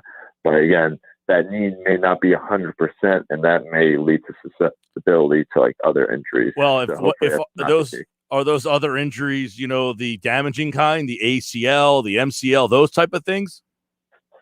Yeah, anytime we see an athlete who's not exactly 100%, especially in regards to knees, and I brought up the hamstring strain, for instance, or maybe even bone bruises, there's not enough research to support it, but there seems to be a trend where an athlete sustains an injury to a knee, and then within a couple weeks or so, another more serious injury happened. A good example of that was Darrelle Revis when he strained his hamstring, and then a couple of weeks later he tore his ACL. So there's a risk. There's always a risk where we're not going in 100%, and we haven't finished that physiological healing timeline. Like I mentioned before, a bone injury can take up to 2 months, but in the sports realm, we can't wait 2 months for our best players to get back onto the court. Now, we got to make sure they're out there winning games, especially the caliber season he has. We know sometimes we kind of almost violate those physiology rules, but that's true. They're safe enough. Real quick on Embiid, they play Saturday, Sunday. Would you be surprised if he played back to back? Do you think that would be pushing it a little too much? In a non-professional world, I would say we'd ultimately we'd probably hold an athlete off for one game, but in the professional world, and things are on the line, first seeding there, with Brooklyn on the heels there. I wouldn't be surprised if he played both, but probably expected some time or minute restrictions. It really depends on how he's playing for sure. All right. Real quick, while we have you here, Dr. Jeremy Boyd, Trifecta Therapeutics, is with us here. George Hill, who was just acquired by the Sixers, he had a thumb injury, had a cast on that thumb. If someone is getting the cast off of their hand, how long after would you anticipate before that player could get back out and shoot? It was his right thumb, so he's right-handed. How long until he gets back out, handles the ball, shoots the ball, can catch a ball? What's the timeline there? Yeah, I think he just got out of the cast maybe, March 24th from what I saw. Yes. So it's going to take probably a little bit, especially if he's been out for 8 weeks and had a cast on for a significant period of time. And for that type of injury, the mallet finger, they usually go in, they put a pin in for the surgery, then sometimes they pull the pin out. So they didn't really describe the grander details. So if they had to go and take it out, it's going to take a couple weeks, probably at least a month, maybe to even closer to 6 weeks, for him to fully get back into things. So if he's out of the casting and they speed things up in the sports realm, where they're probably getting him, doing that formal therapy, kind of getting the thumb moving, and within a couple weeks, probably getting his hands on the ball. But it's going to probably take a couple more weeks to actually see him back on the court. Yeah, he did get that thumb, the cast off that thumb, as you mentioned, on the 24th. He was announced to resume on-court activities. How long did it take these professional athletes to kind of ramp it back up? Like to be in physical shape to be able to play in the game? Whether they need a couple days, a week, 2 weeks? It really depends on purely injury, but it's usually a couple, even no matter the injury, it's usually a couple weeks.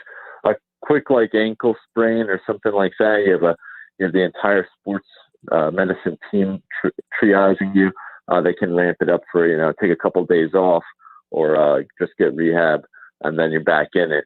But more significant things such as a surgery or a bone bruise or ligamentous sprain, that's going to take a couple weeks, and it kind of goes by a series of progressions. They first kind of just go from the rehab where they're just working with the trainers and the therapist to doing some simulated things with the therapist and the team by themselves, and then they start getting into practice and then more scrimmaging type of plays, and then they're going into full contact. So that whole process can take anywhere in the more speed up realms, 1 to 2 weeks at least. And sometimes for the more serious injuries, that whole process can take a month. Trifecta Therapeutics in Glassboro. He's Dr. Jeremy Boyd. To find out more about the incredible team at Trifecta Therapeutics in Glassboro and how they can help you, online at trifectatherapeutics.com.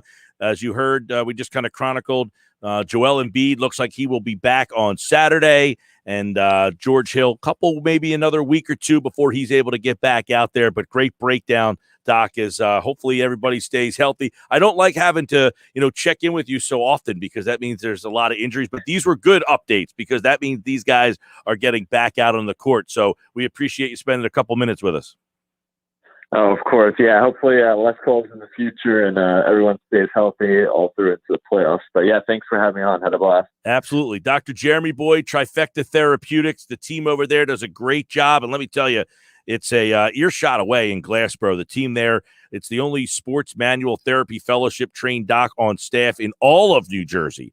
And their team always takes a unique approach. So they will definitely take care of you guys if you're out there and you're thinking about, man, this ankle or knee or elbow or shoulder's been bothering me. Don't put it off, especially if you're getting older, because it's not any fun when you're in your later years and that thing wakes up in the morning and you're like, man, there's a little pain in my shoulder. So check out Dr. Jeremy Boyd and the team at Trifecta Therapeutics. All right, Sports Bash Live, 97.3 ESPN, the free mobile app. And don't forget, if you're watching the show, you can watch us online through our Facebook, YouTube, Twitter. Go to those three platforms, and you can watch the live video, and you can obviously interact with us on the live video. You can be a part of the show. You can see most of the guests. Most of our guests now are all exclusively on video. So most of the guests now that you can listen to on the radio, or you can watch them in the video stream. All you need to do is go to either Facebook, YouTube, Twitter. If you subscribe to our YouTube channel, you will get an alert before each show. By the way, speaking of the app, starting on Monday, we have Sports Bash Cash back at 9:55 in the morning. We will give you the Sports Bash Cash code word of the day, and you can enter that. You're going to want to have the app ready to go. So download the free mobile app. Go to 973ESPN.com/app. This is simple. Or just go to whatever you have, Android, Google Play, or Apple Store, whatever they call that on the iPhone. The iStore, what is it called? The Apple Store? Apple Store. Go to your Apple Store. You can tell I'm not an iPhoner. Go to wherever you get your apps. It's free. Download the app, 9:55 all the way to 6:55. 10 words, 10 chances to win every day right here on the Sports Bash. Sports Bash Cash. We will certainly be giving those words out here on the Sports Bash. Josh will have a word, and then 9:55, 10:55, 11:55, all the way through till 6:55. Sports Bash Cash returns $1,000 each hour, up to $10,000 for a winner. And you can get all that. You must have the app, get the app, download the app to play and enter all the words on the app. It's so easy to do. And I want to tell the people who have the app, you can subscribe now. We've updated the app where you can subscribe to get breaking news to specific teams. So you can go on, download the app, get breaking news, and you can ask for Phillies news, Sixers news, Flyers news, Eagles news, South Jersey sports news. Like today, there is an article up right now at 973ESPN.com, and Frank Klose has all of his predictions for the 2021 season. Well, we're going to go through them coming up in just a little bit. But coming up next, the NFL Draft, the Eagles at 12. Andrew DiCecco in the house. We'll talk a little Eagles draft with him coming up next on the Sports Bash Live on 97.3 ESPN, the free mobile app powered by First Bank of Sea Island. Don't forget, watch the show live. If you have a draft question for Andrew DiCecco, if you have a NFL draft or Eagles draft question, text it now, 609-403-0973. Andrew DiCecco joins me coming up next.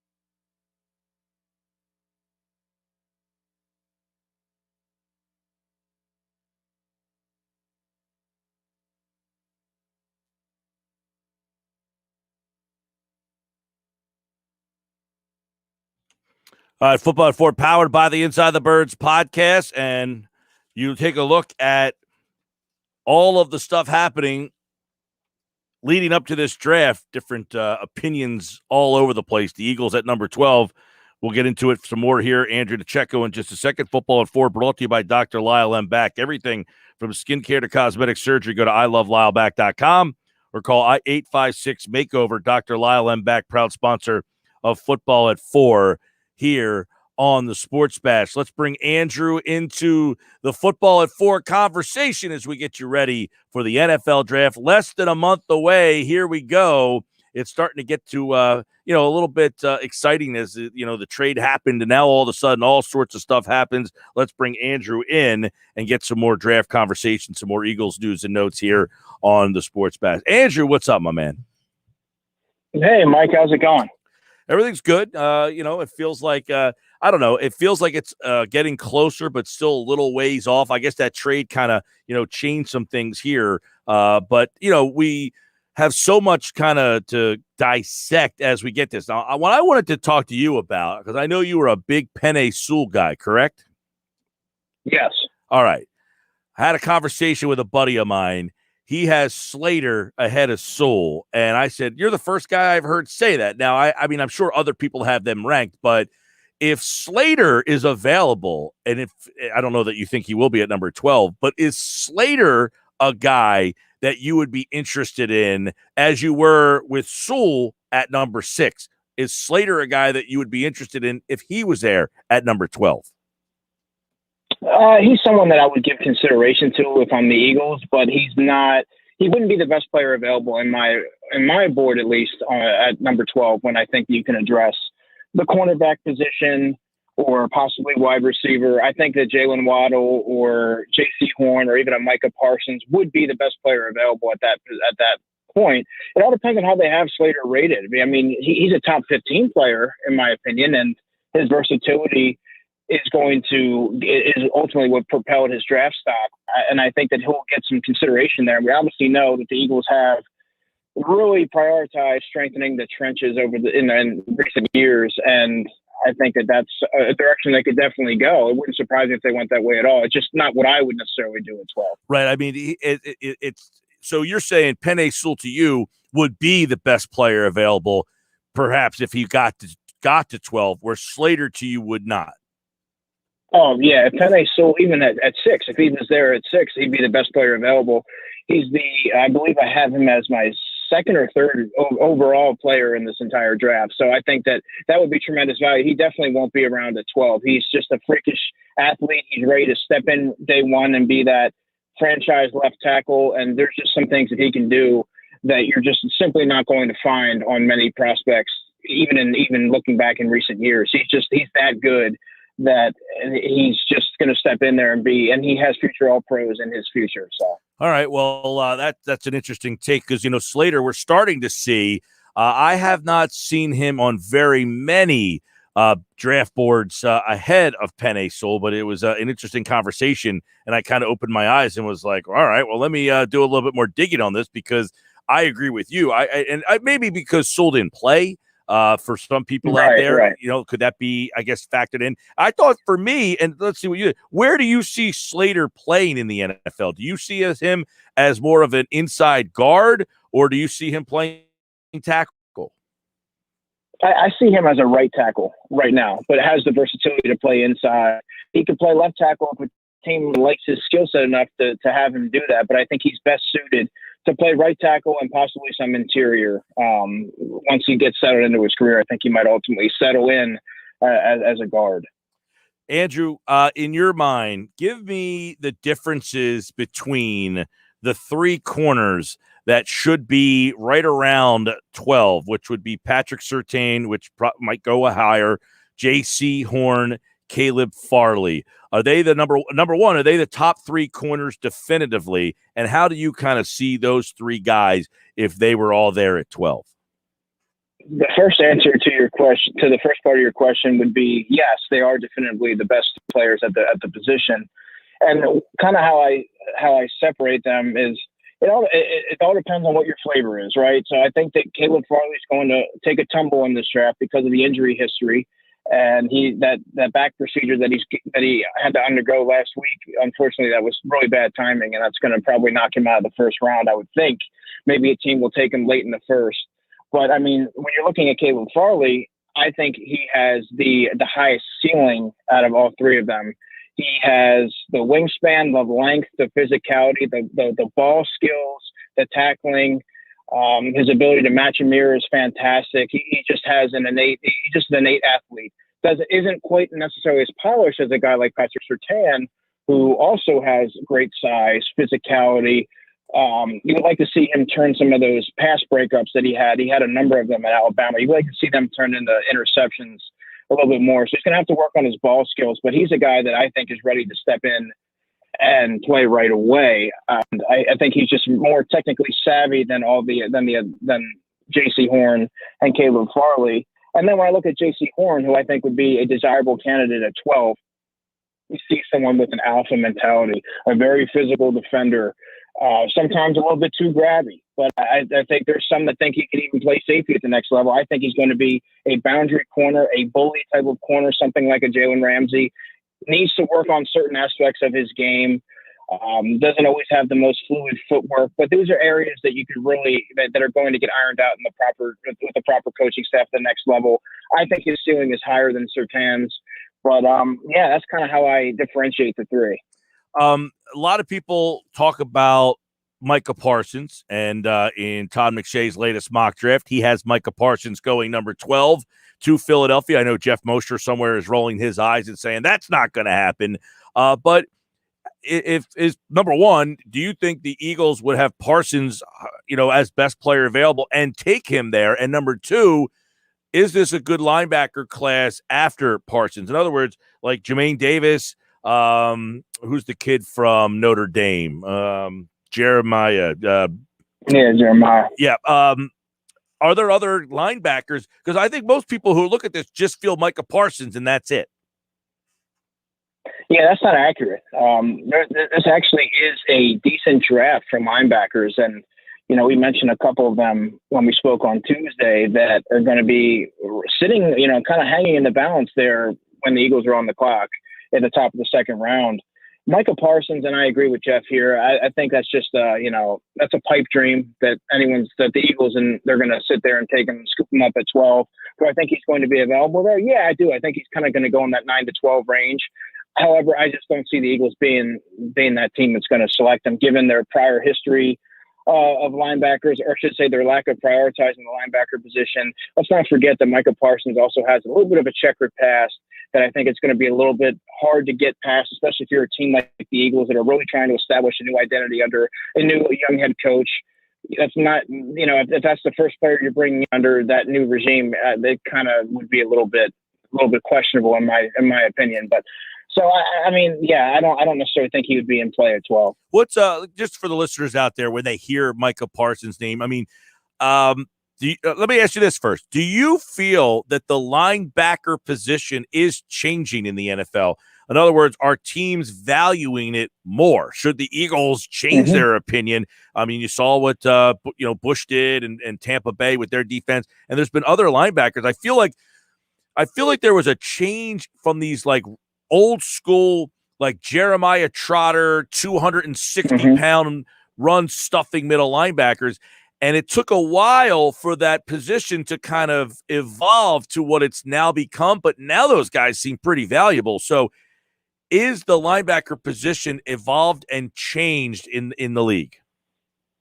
Oh, absolutely, in a big way. I mean, look, maybe 5-6 years ago, you saw converted safeties, guys that were a little bit of the hulking type of style of safety, like the Mark Barons and the Dan Buchanans. They ended up becoming hybrid linebackers because they could cover in short to intermediate areas, but they lacked the athleticism to cover over the top, which you really needed to be an NFL safety, a starting caliber safety. So, I mean, and now you're starting to see these guys that are tweeners, like the Davion Taylors. Darius Leonard was incredibly small when he came out. I believe he's maybe 220 pounds.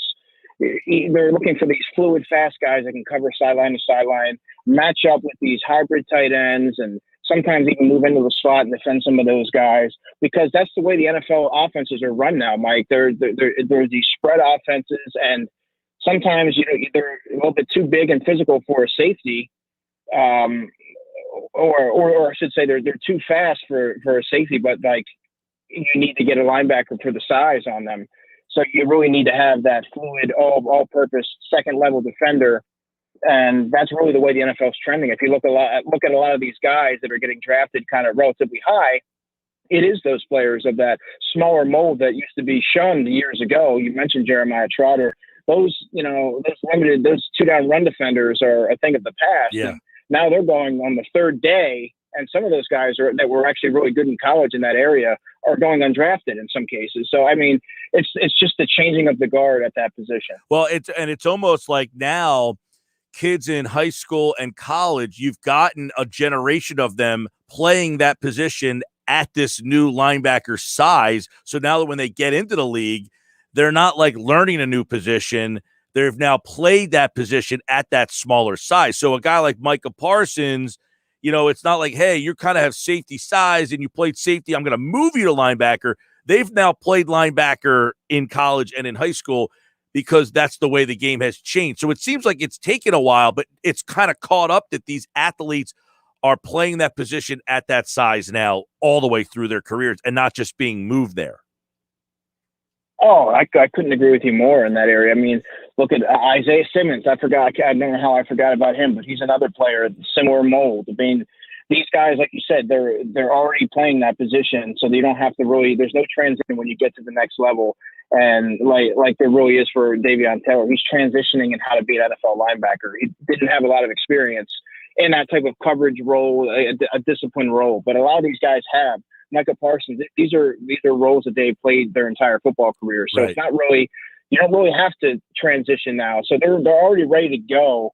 And now it's sort of like now they need to learn the NFL defenses and things like that, and adjust to the speed of the game, of course. But I mean, they have the skill set. I mean, the game is constantly evolving, and you started to see it over the last few years that this is the way that it was headed. And now you really have to be of that makeup to be successful and be a multifaceted linebacker at the NFL and not be such a limited role player or relegated to special teams because you have, you're a one-dimensional linebacker. You really have to have that versatile skill set. Real good explanation. Now, give us your take on Parsons' skill set. What makes him the top guy at that position in this draft? And one that I think a lot of Eagles fans would be pretty happy about if his name was called on at pick number 12. Why? What do you see from him that should make Eagles fans excited? Because a lot of people say, look, they need an impact player on defense, regardless of position. Would he qualify?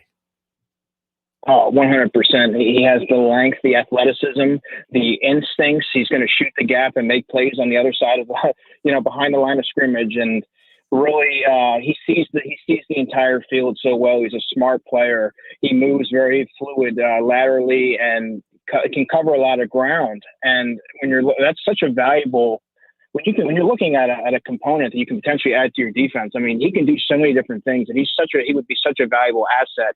It has yet to be seen how Jonathan Gannon feels about that. I mean, the previous regime obviously didn't put a very high ranking at the linebacker position, but he did have experience playing with Bobby Okereke and Darius Leonard. He coached those guys that were very proficient in the coverage area and made an impact on that defense. And in many ways, they were the heart and soul of that defense. So I think that it wouldn't surprise me if they took a linebacker maybe at the top of the second round.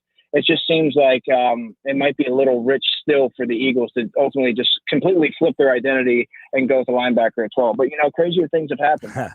Well, yeah, and as you just said, they have not only a new regime, they have new defensive guys, new defensive scheme, and who knows how much, hey, Jonathan Gannon said, look, this is what I'm going to run, this is what I'm going to need. Not that Jim Schwartz didn't value linebackers either, but maybe with this new regime that they just have a totally different philosophy on defense.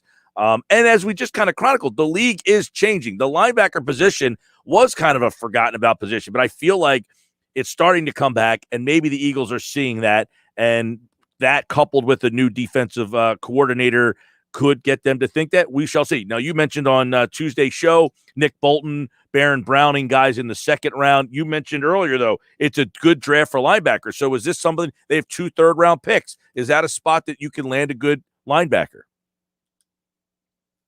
Yeah, I mean, you could, but I think that there's a significant drop-off in talent when you're looking at Nick Bolton and Baron Browning, and then you're looking at Thur at the linebacker from UNC, and Jabril Cox won't be there in the third round. I mean, if you're looking for an impact player, you got to grab one in the second round, because those guys, like I mentioned, Jabril Cox is going to go at the end of the second round, but Browning and Bolton are going to go high second, in my opinion, and those are impact players. And like we said, an overlooked aspect of this draft is what we don't know yet what Jonathan Gannon's, what his priority list is. Maybe it is. Maybe he needs a coverage linebacker to efficiently run his defense. We saw what he was able to do with that.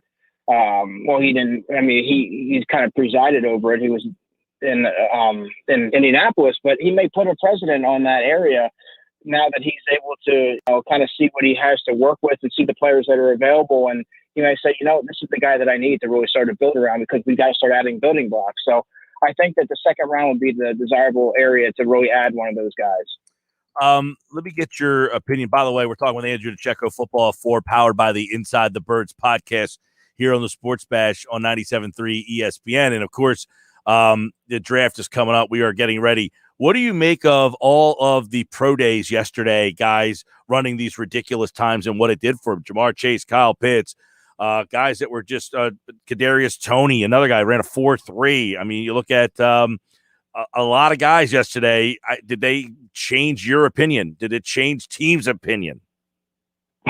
Like I tweeted yesterday, 4.3s for everyone. And I've seen this draft class must be historically the fastest draft class of all time, because and it's hard to appreciate when you see these numbers come through. I've been to a number of pro days, including going out to Virginia and Maryland and all these different places, and all these 4.3s, like they just don't happen that regularly. I mean, you have to take the pro numbers with a grain of salt, because when you look at what happens at the NFL Combine, you don't necessarily see those type of numbers, Mike. And a lot of that has to do with, yes, you're in a relaxed environment at pro day, and you're comfortable. And obviously, when you're more comfortable, you're going to perform better. But all these players are just running these record times, and it just it makes me laugh a little bit, because I mean, some you can sort of believe, but some of them, all these DNs are running 4.3s, 4.4s. It's like, oh, okay. I mean, sure. And there's nobody really there to verify that. So, I mean, I think that I think it's great that they're able to have their pro days and everything. And I think this is the year that you really have to go off of the film more so than rely on these testing numbers that are astronomically through the roof in some cases. So this is where really breaking down film is most important when you're evaluating this year's draft talent.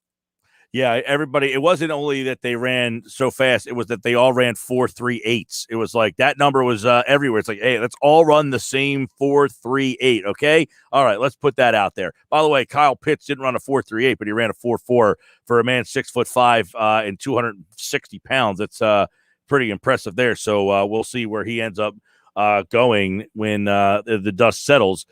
We talked about it Tuesday. There was one mock draft that had him going 12. I don't think either one of us see that ended up happening. But stranger things, a lot of talent. We both kind of agree it's about 12 players and then a little bit of a drop off. Yeah, that's what I'm thinking. Usually after 12, there's a significant drop off. So I think they really backed it up to about the limit. They push it to the limit without sacrificing that top end talent. Andrew DiCecco, Football 4. By the way, someone just texted in how we should hire Andrew.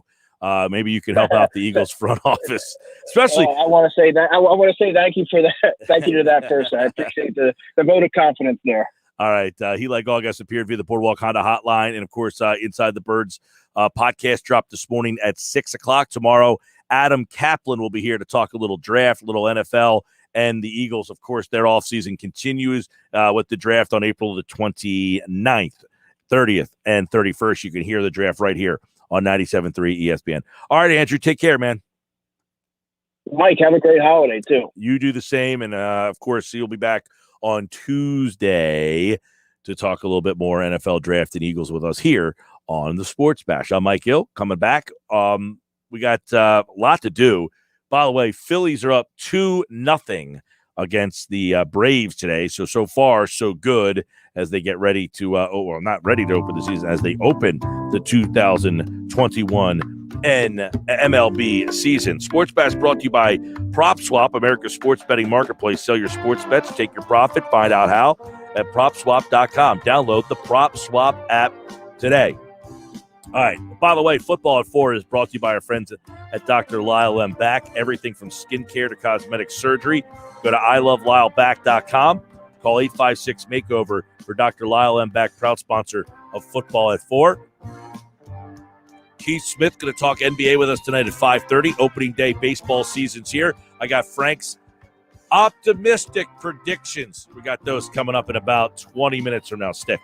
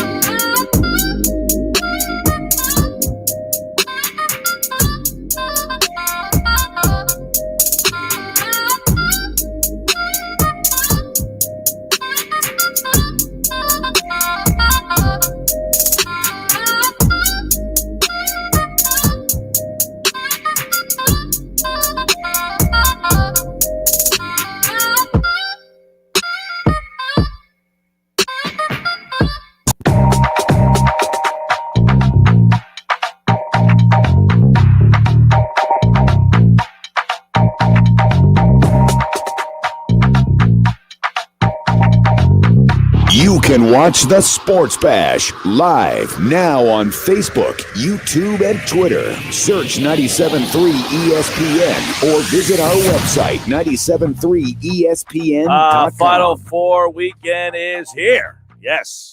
And, of course, we got the information you need for Final Four weekend.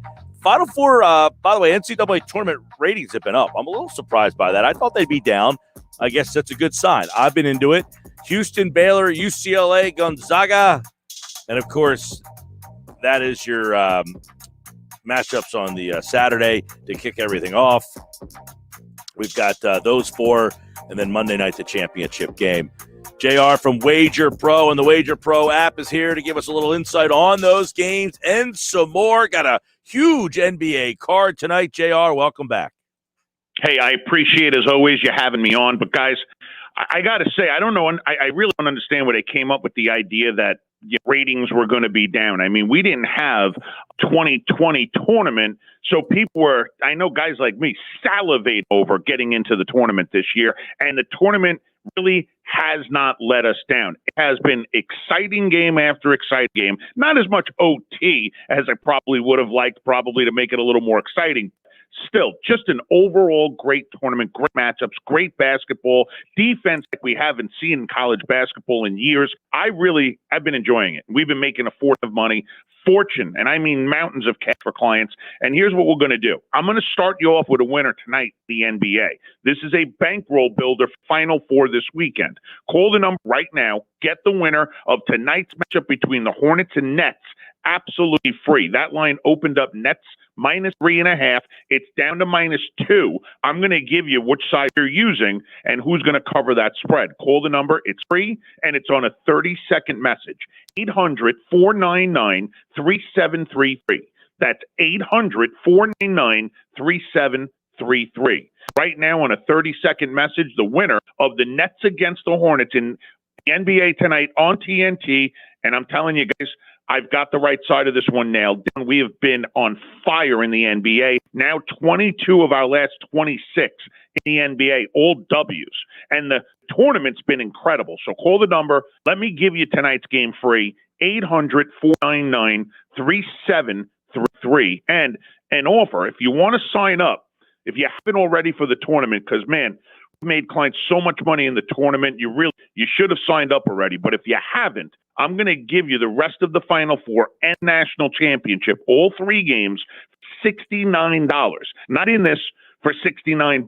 I'm in this to build credibility and to get you involved with our information so that you see the bigger picture and you come on and you want to also do this all the time, making yourself money hand over fist. So start with the winner of tonight's matchup with the Nets Hornets, free on the recording, 800-499-3733. From there, you can sign up for the $69 on the line, or you could sign up at WagerPro.com. Yeah, by the way, a little line movement there. James Harden out for that game, so good stuff on that. Final Four this weekend. It's the Battle of Texas, Houston, and Baylor. Opened at 5. It's right at 5 right now. So interesting one. Two non-traditional basketball schools. You know, you really do. And Baylor, let's face it, because of what happened with the COVID protocols in the middle of the season, they just weren't the same. They were not the Bears that we saw before they went into that I think it was a 30-day hiatus that they went into. They came out, they were rusty. They almost lost, to not a very good team by just a couple of points. They were not the same team, and they weren't exactly dominating anymore in the Big 12 like you would have thought that the Bears were going to do at the beginning of the season. They were a clear number 1, number 2 coming into the season, and now they finally got some traction. But Houston's got traction too. I mean, this offense has been clicking. Their defense has been on fire. Even with injuries, they're playing through them. Without the same depth, they're winning games. I mean, Baylor, though, on the other hand, they've got the depth, they've got the speed, and they've got the coach. I mean, both teams very well coached. We know that, but I think it's going to be a battle. I like where the point spread is. I believe that the odds makers nailed it in order to grab 50-50 on both sides. but we're locked in. I don't like this game. I love the game. I'm going to be all over it. We're betting big money. My heavy hitters are doing it all over the casinos, and we're winning numbers like we never dreamed of, and we're going to do it again. And I remember last week I told you the game I had lost in the tournament was Liberty. I can add to that, but over the weekend, another 5-1 between round 3 and 4, and the only loser was that Michigan game the other night. Unfortunately, got the better of us. All right. Well, we got another game on Saturday, too. And this one's interesting because Gonzaga's won every game this year, but won by double digits. It was 13.5 opened. As we're having this conversation, it just jumped at DraftKings, went up to 14.5. BetMGM's got it at 14. FanDuel, 14. So they think Gonzaga's going to hit a double-digit winner again. And it's odd because, you think about it, the line was the other day against USC. It was a single-digit point spread, and here we are going against a team that from the same conference now moves on to the next round, and the line is just double digits. It's heavy double digits, 14.5 points. That's a lot. I mean, a lot of lumber to be laying in a Final Four matchup. Let's face it, UCLA has played incredibly good defense, and they're able to get to the basket. They're passing all the extra pass is huge. And like I said, that defense, I feel like, has been able to hang with the very best of them. But this Gonzaga team seems like they might be in a league of their own, which is why this point spread is as high as it is. I think the odds makers are tempting everybody to try to see who they can pull in on underdog, but seems like the odds makers have this already panned out. Gonzaga is going to win and move on. Just a matter of, are they going to be able to do it by 14, 15 points or more? So confusing for the public, not for me. I've got this line a little bit different than what the odds makers do. And again, we're going to be making a big move on this game, and that's why anyone listening right now should definitely sign up, get involved with us. WinPro.com's very best at what we do, guys. So you get in, not only do you get these matchups this weekend, but also the national championship game on Monday for that $69. All right, JR, Wager Pro, the Wager Pro app, and of course the NBA play tonight. Tell everybody about that. Guys, I want to build a bankroll. Let's get ready for the big matchups in the Final Four by building a bankroll in the NBA today and tomorrow so you can really lay into the Final Four this weekend. So call right now. Tonight's big game is going to be the winner of the Nets against the Hornets. It's absolutely free on a 30-second message. Call, listen, take your ticket to the cashier's window. 800-499-3733. That's 800-499-3733. Call, listen, win. 800-499-FREE. And be sure to check me out at wagerpro.com. Guys, be safe, have a good weekend, and go out there and make some money. All right, JR, appreciate it, man. And the Final Four, you can hear all right here on 97.3 ESPN. We'll have both games for you all day Saturday. Kick it off at 4:30, the coverage. The tip-off at 5:14, followed by UCLA and Gonzaga. That number up to 14.5. And we talked to Jeff earlier in the week about that. He had all the games on Tuesday, hit them all. I mean, hit both games on Tuesday, plus told you to take Denver against the Sixers. So it was a 3-0 day for him. And as you heard right there, that Gonzaga line up to 14.5. Look, this is a 1 versus 11. So that number's in an interesting spot. I think the point that JR made about Houston and Baylor, it's a 50-50 line. You're going to have people on both sides. If you like defense, you're going Houston, keeping the game close. Baylor's been a team, and everybody, if you watch college basketball, I get it. You know what's funny? You're running the bracket pool, and, you reach out to a couple of your buddies, and, hey, you're getting in the pool. I haven't watched college basketball all year. Guess who's in first place? The guy who hasn't watched one game all year. Nobody watches a game. Everybody in these bracket pools hasn't watched a game all year. The people who have watched games all year, you think they know it all, and they're struggling. But Baylor, JR mentioned, they had that COVID break, and they missed out on a bunch of games. They had to sit out for like 2 weeks, and when they came back from that, they sat out. February 2nd, they played Texas. They sat out and didn't come back until February 23rd. And when they came back February 23rd, they played Iowa State, who, if my memory serves, didn't win one conference game all year long and barely beat Iowa State. They then had the game canceled against West Virginia. They lost against Kansas. And then they had the game against West Virginia. They went to overtime. They got pushed by Texas Tech. They got pushed by Kansas State. And then they lost to Oklahoma State. So people were like, is this Baylor team going to be able to get off to a good start in the tournament? And so far, so good. I mean, they had the close game against Villanova, who gave them everything they, could. Arkansas was never really in that game. They kind of got down early and then fought their way back. But Baylor's a team that can score. Houston's a team that defends. The line is 5. It's very interesting. It's going to be a good Final Four, I think, and you can hear it all right here on Saturday on 97.3 ESPN, the free mobile app. And, of course, yes, you can listen to the Final Four. Go to our website, 973ESPN.com. You can listen to the Final Four on our website. By the way, Flyers stink. I figured I'd throw that in here. It was bad last night. Real bad. But when we come back, I'm not going to waste my time with the Flyers because they don't deserve my time. The Phillies are winning 2-0. They deserve my time. Frank Klose has 5 optimistic Phillies predictions. I'm going to go through them because I haven't read them yet. I'm actually opening it right now on our website, 97.3 ESPN.com. And I want to see what these are and see if I agree or disagree with them. Coming back.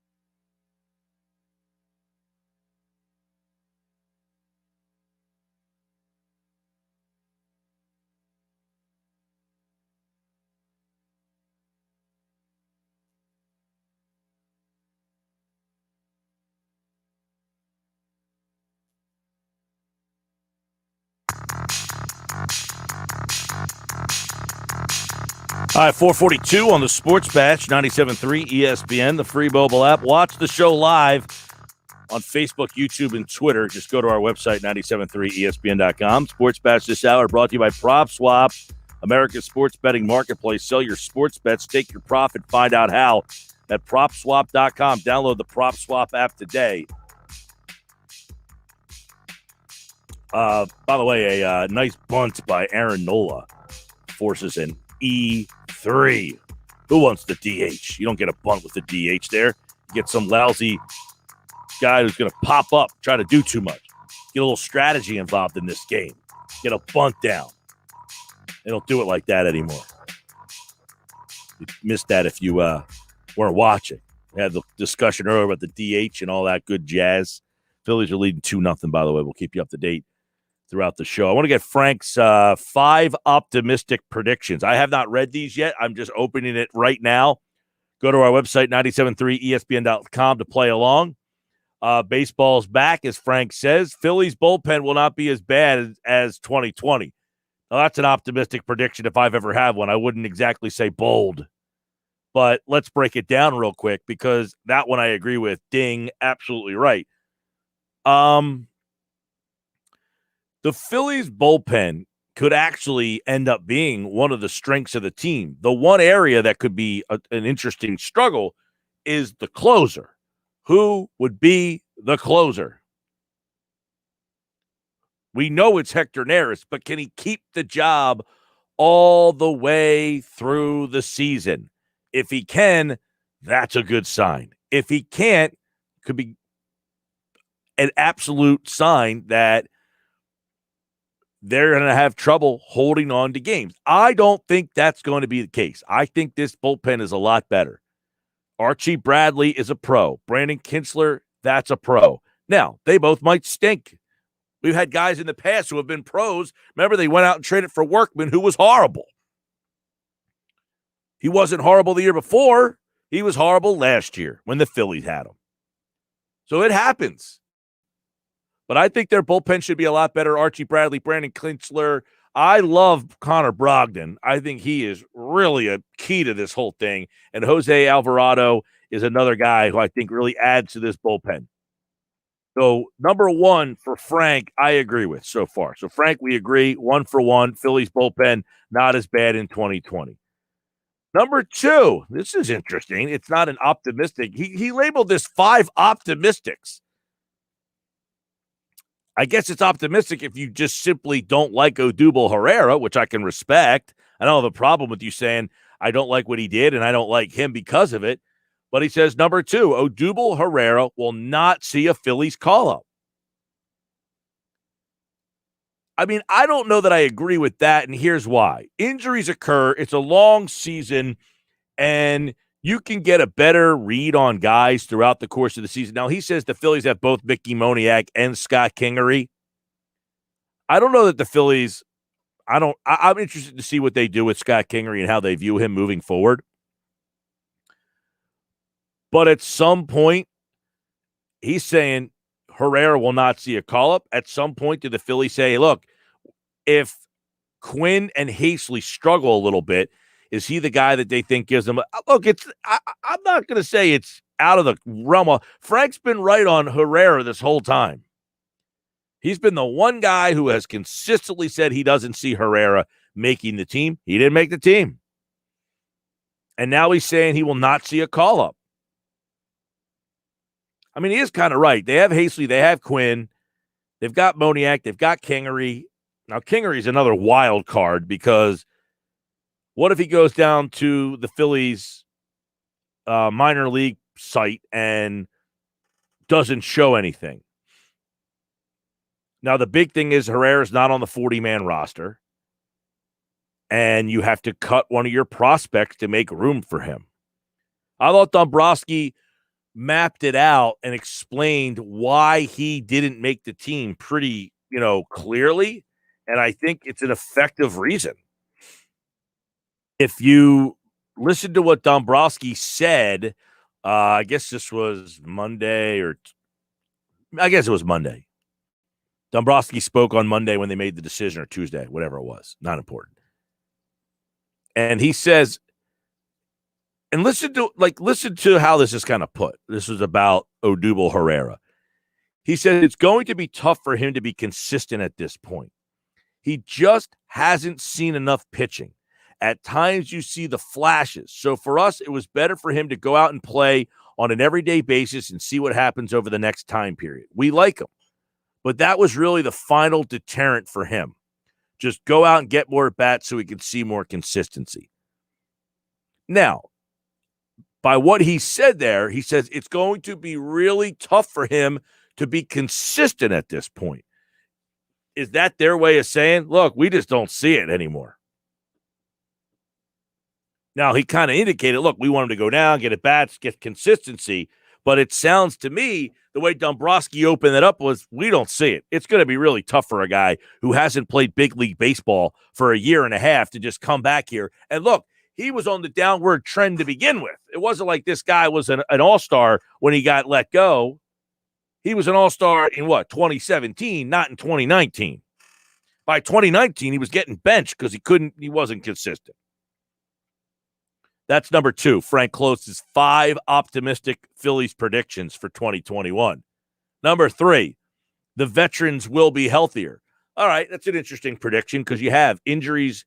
Bryce Harper had the back. Rhys Hoskins missed time. Jay Bruce had the thumb. JT Realmuto, I should say, had the thumb. He mentioned when he was on in the first hour about Jake Arrieta and the problems that he had. You don't have a DH. So guys like Matt Joyce, Brad Miller, Roman Quinn, they're not going to be playing or getting as much at bats. You know, this is a team that the 60-game season last year, 26% of their games were doubleheaders. Frank explained it earlier. For that interview, go to 97.3ESPN.com. But he talked about how overworked a lot of these guys were because they were in a race and because it was a 60 game and you had all these doubleheaders because of COVID and trying to get them all in. You had a lot of guys that were not playing at tip-top capacity, tip-top shape.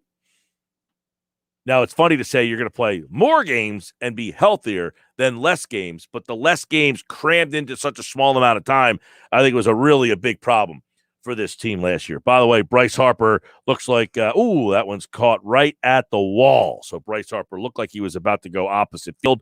It is really windy up there. I can tell you that much. The wind is howling up there.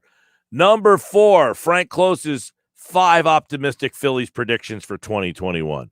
Number 4, Alec Boehm will be an all-star. Similar to what I have said, I think Alec Boehm has a big year this year. He, I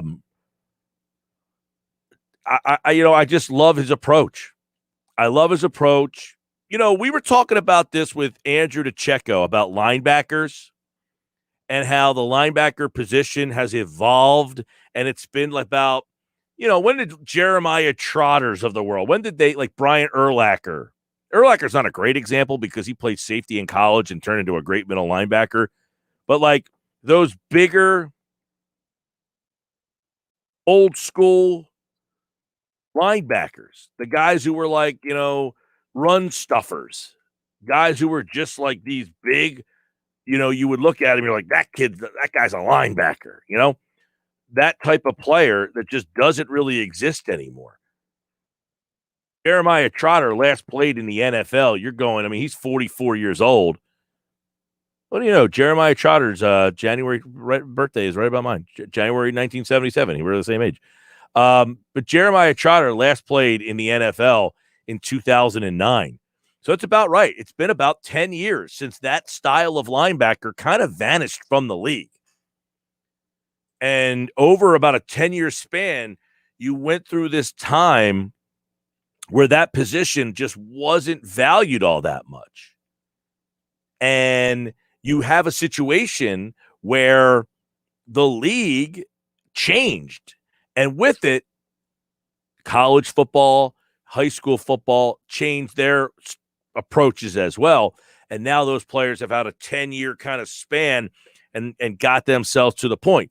I think in baseball, you kind of seen over the last 3, 4, 5 years, more like 2, 3, 4 years, the whole launch angle and that. And I don't think that's going away so much, But Alec Boehm is like the old school guy, and he's having to show like there is another way to do it. You don't just have to go with this singular approach of everything launch angle, everything. Look, it's not for everybody, and I think Boehm is a good example of that. And by the way, speak of the devil, he's up to the plate. Alec Boehm doesn't have that big uppercutting, looping swing that is being taught nowadays. Boehm has a nice level, drive the ball, gap to gap kind of swing. And I agree with Frank on his 5 optimistics that Boehm, he says will be an all-star. I don't know if he'll be an all-star, but I think he'll be in the conversation, and I think he's going to just have a really good year. Number 5, the trade deadline will bring an impact. This one's interesting because we talked about it with Frank. Is Reese Hoskins a piece that you trade? Is Andrew McCutchen a piece that you trade? Is James Segura a piece that you trade? Is one of the center fielders, Adam Haseley, Roman Quinn, Odubel Herrera, does he have any interest? One of those guys. Are they a guy that you can kind of pawn off in the at the trade deadline? Now, Frank says one thing about Dombrowski is that when he smells a championship, he pounces. By July, if the Phillies are in the thick of things, he would expect Dombrowski to make a trade that would bring an impact to the roster. So they let Tony Watson walk, if you remember that. He wasn't on the 40-man. So it gives them a little bit of money to play with at the deadline. So is there a move to be made? Yeah, we'll see. Dombrowski has some options. And I definitely know from his track record, if there's a move, as Frank said, yes, he will make that move. You got to feel pretty good about that. Matt Klentak was not the most creative guy when it came to the trade deadline. Hey, it's the Sports Bash Live on 97.3 ESPN, the free mobile app. And don't forget, you can watch the show live at 97.3ESPN.com. Hey, we got a good schedule coming up next week here on the Sports Bash. We'll be talking with ESPN former Jets GM Mike Tannenbaum about the draft. That's going to be on Tuesday's show. So you're going to want to be around for that. Also next week, on Thursday's show, we haven't locked in the time yet, but we do have it confirmed. Lane Johnson of the Eagles will join us here on the Sports Bash. So next week, busy show. Mike Tannenbaum on Tuesday will talk draft. And Lane Johnson of the Eagles, their right tackle, will talk a little football with us, little birds with us, and his offseason, what he's doing this offseason with us on Thursday's show. And don't forget, starting Monday, Sports Bash Cash is back, and that's a chance for you to win $1,000 10 times a day and up to $10,000 overall. It's easy to do. Just download the free mobile app right now. Go to 973ESPN.com/app or go to your app store on the Apple or Google Play and get the free app on your phone now that has alerts set up for each individual team, Phillies, Flyers, Sixers, Eagles, and even high school sports. You can sign up and register for the alerts that you want to your phone with the 97.3 ESPN free mobile app powered by First Bank of Sea Isle City. I'm Mike Gill. This is the Sports Bash. We've got plenty more. Keith Smith in the next hour right here on 97.3 ESPN.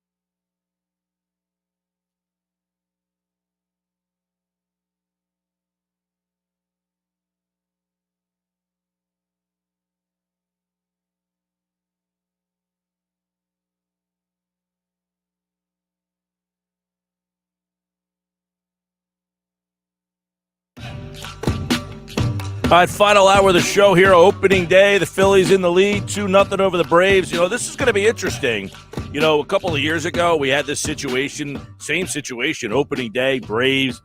Nola's cruising. I think it was the Braves. Might have been somebody else. I think it was the Braves, though. Nola's cruising along. He's got 61 pitches in the 6th inning right now. Phillies are winning 2-0.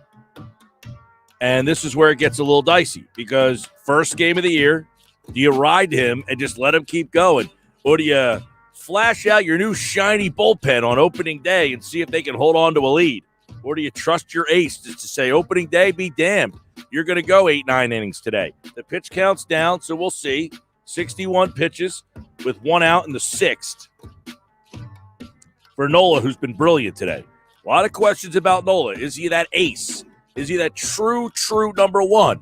I think this year is the year we find out. I don't know that he has been labeled the quote-unquote ace level. He's not a Jacob deGrom, I can tell you that much. But is he one of those guys that can win that big game? I'm not saying this is that big game, but opening day against the defending National League East champs, the 2-time defending National League East champs, I believe, this Atlanta team, this would be a good start for him, especially if he can keep that pitch count down, get deep into this game. It's been a very cold day out there at Citizens Bank Park. And, of course, we'll keep you up to date the rest of this hour if the game crosses over.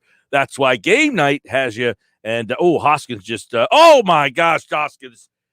Oh, man, that's where people are saying they wish they had the DH. Oh, man. Yep, Hoskins really misplayed that ball. Bad, real bad. That's a benchable offense right there. That was pretty bad. That's the people who want the DH. I wouldn't be surprised if people hit me up on Twitter at Mike Gill Show and start to tweet at me and say, this is why I want the DH. No, that's precisely why. Look, I know it hurt the team that you're cheering for, but I'm here to be objective. Yeah, I wanted to make the play, but that's why. That's baseball. You put guys in the lineup that maybe aren't great defensive players for other reasons. That's what baseball is. You find a place for a guy who might not be the best defensive player, but you want his bat in the lineup. Again, the DH is baseball for people who don't really like baseball. You don't really like your guy making errors. We don't like our guys making errors, but baseball is imperfect. I want to get to the NFL draft, though, as Todd McShay put out his 4.0 mock draft. There's going to be mock drafts out almost every single day from people that we respect and people that we like. And look, mock drafts are not the be-all, end-all. It is not, this is what's going to happen. But it's a really good conversation about what's going to be in that area, things that could be happening, and it's going to be something that will continue to evolve as the season goes, the draft season goes on here. So I thought there was a couple interesting things here that if these things happen, this is an interesting turn of events. And here we go. All right, so take a listen. Trevor Lawrence 1, that's not changing. Zach Wilson 2, I guess that's not changing. I mean, they would have to trade Sam Darnold. Is there teams that – this is an interesting conversation. Which teams would be in play for Sam Darnold right now? Josh, you have teams in play for Sam Darnold right now? I'm interested to kind of see, like if I say Zach Wilson goes 2, Sam Darnold has to be traded, right? You're not going to keep them both, are you? Are you going to have Zach Wilson sit there for the year to watch Sam Darnold play? Or are you trying to get value for Sam Darnold? So I guess the question I have is, as I'm kind of talking out loud, when I saw this mock draft and I keep seeing Zach Wilson at 2, I'm like, I guess it's time for me to acquiesce that he's going to be the number 2 pick in the draft, which I guess my question is then, which teams are viable trade candidates for Sam Darnold, especially with 5 first-round quarterbacks that they could also go after? So if we throw out the Deshaun Watson stuff, just throw that out. I don't know what to make of that whole thing. Here's what I do want to say this real fast. Mm-hmm. He had 18 masseuses file against him. 21 now. 21 filed against him. He had 20 say that he was an outstanding citizen. My whole thing is, forget the 20. I'm not forgetting the 21, but who has 41 different masseuses? Yeah, the whole thing is just bizarre. That to me is a red flag. It's also a red flag that none of this has been, no police charges either. Yeah, well, listen, I don't have an opinion on this because I don't have enough information. I haven't really been diving so deep into it because I'm into the draft stuff so much. But I guess with the Eagles having interest in him, I probably should read a little bit more about it. But this is what I'll say. 41 different masseuses? That sounds excessive. 21. No, 21 filed charges against him. Right. 20 came out and said that he was a model. Right. The other 20 who did That's not 41 different masseuses. Right. 41. You find one or two that you feel comfortable with, and that's who you go to. You're not jumping around to 40 different masseuses. Yeah, this is an unprecedented story. But the point I brought up about him was that throwing out the Texans situation, when you look at Sam Darnold and his potential trade market, it comes down to one of two scenarios. It comes down to either you're packaging him to get somebody else, right? The idea of another quarterback or another specific player, or you're trading him to a team that just doesn't have the assets necessary to get up high enough. Well, that's what I'm saying. Draft the quarterback. Who is in play for Darnold? If you take Wilson, is this a draft night trade? Are you getting more ammunition if you trade Sam Darnold? Or like who? I'm trying to find a team that fits for Sam Darnold at this point. Well, all right, for instance. Yeah. You have Mac Jones, and by the way, they have McShay has Mac Jones going 3. Right. That's the second now mock draft that has Mac Jones going 3. Yeah, but now McShay also said this morning on TV that, it's early in the process and this mock draft is not indicative of what's going to happen. It's just what he's hearing right now. Sure, and that's what we're talking about. These are going to keep changing. This is what he's hearing right now. But and there's something in this mock draft leading into the Eagles that I want to get into. But Zach Wilson 2, Mac Jones 3. So San Francisco, you're saying, all right, you're taking a quarterback. You're out on you're out on Darnold. Right. Atlanta, they have Kyle Pitts going 4 to Atlanta. Right. Atlanta is the real linchpin to me of this draft, Mike, because to me, Atlanta is the team that they could go quarterback, they could go Pitts, they could go wide receiver, they could go offensive lineman there. They have a need with almost every single player who would be available at 4. Yeah, I think they're very interesting because I think they need an offensive lineman for them to go with, or a defensive player. Their defense was wretched. Sure. They have offensive talent. They have more needs than the Eagles do, which is scary to say. Jamar Chase, he has going 5. So it's another mock draft that has Chase going 5, kind of validating Howie Roseman, that report that said he had heard that Chase was going 5. Therefore, I will trade out of 6. Look, if Chase doesn't go 5, Roseman's going to get a lot of heat. Well, he may get a lot of heat, but we may find out that Chase goes at 6, and then it's all kind of like you shrug your shoulders because if the Dolphins wanted him all along, then the Dolphins gave you their first round pick for a wide receiver. Yeah. But the fact of the matter is the report suggested that Roseman had the 6th pick, heard and felt pretty strongly that Chase was going to go to the Bengals, and that Chase is the guy he wanted at 6. Didn't feel he could get him, and that's why he moved out. So if Chase gets to 6 and you have egg on your face. Right. And then it's interesting after that because you look at the 3 teams after 6 in these mock drafts. Well, he's got Devonta Smith going to the Dolphins at 6. Correct. He has a trade at 7 with Trey Lance going to Carolina. And that would be a 1-spot move, which tells me that the rumor out there right now is there are multiple teams calling to get up in the draft, which tells me that they're not all going to get there. So maybe that's where Sam Darnold goes, is whoever can't trade up into the top 10 is the team that calls the Jets and say, what do you want for Sam Darnold? Kind of like the consolation prize. All right. So is that Denver? It might be. It could also be the Patriots. Although I don't know if the Jets and Patriots would trade in the division, but we've seen crazy things. Right. They've got Patrick Surtain going to the Denver Broncos at 9. And that's the one to me that when I said this mock draft is a little different because I've seen Surtain going basically 10 to the Cowboys in almost every single draft. If he moved into that spot, that puts the Cowboys in an interesting position. You go J.C. Horn, or do they go in a situation where they've had a lot of offensive line problems the last couple of years? They got some injuries on that line. Do they get into the Penei Sewell, sweepstakes? Do they go to Rashawn Slater? Do they go that route? The only other guy, I guess Caleb Farley, but here's what I was, and this is like, what I was setting up here is the Cowboys, they love their toys. If someone took Patrick Surtain, maybe they don't love J.C. Horn. All those receivers are off the board. Do they say, you know what? Kadarius Toney ran a 4.3.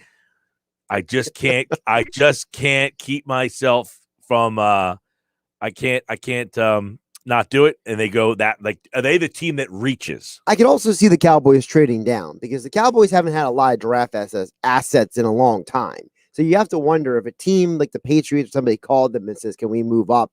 Are they going to be maybe more willing if the guy they really wanted isn't there? Well, and that's the thing. So I said this yesterday.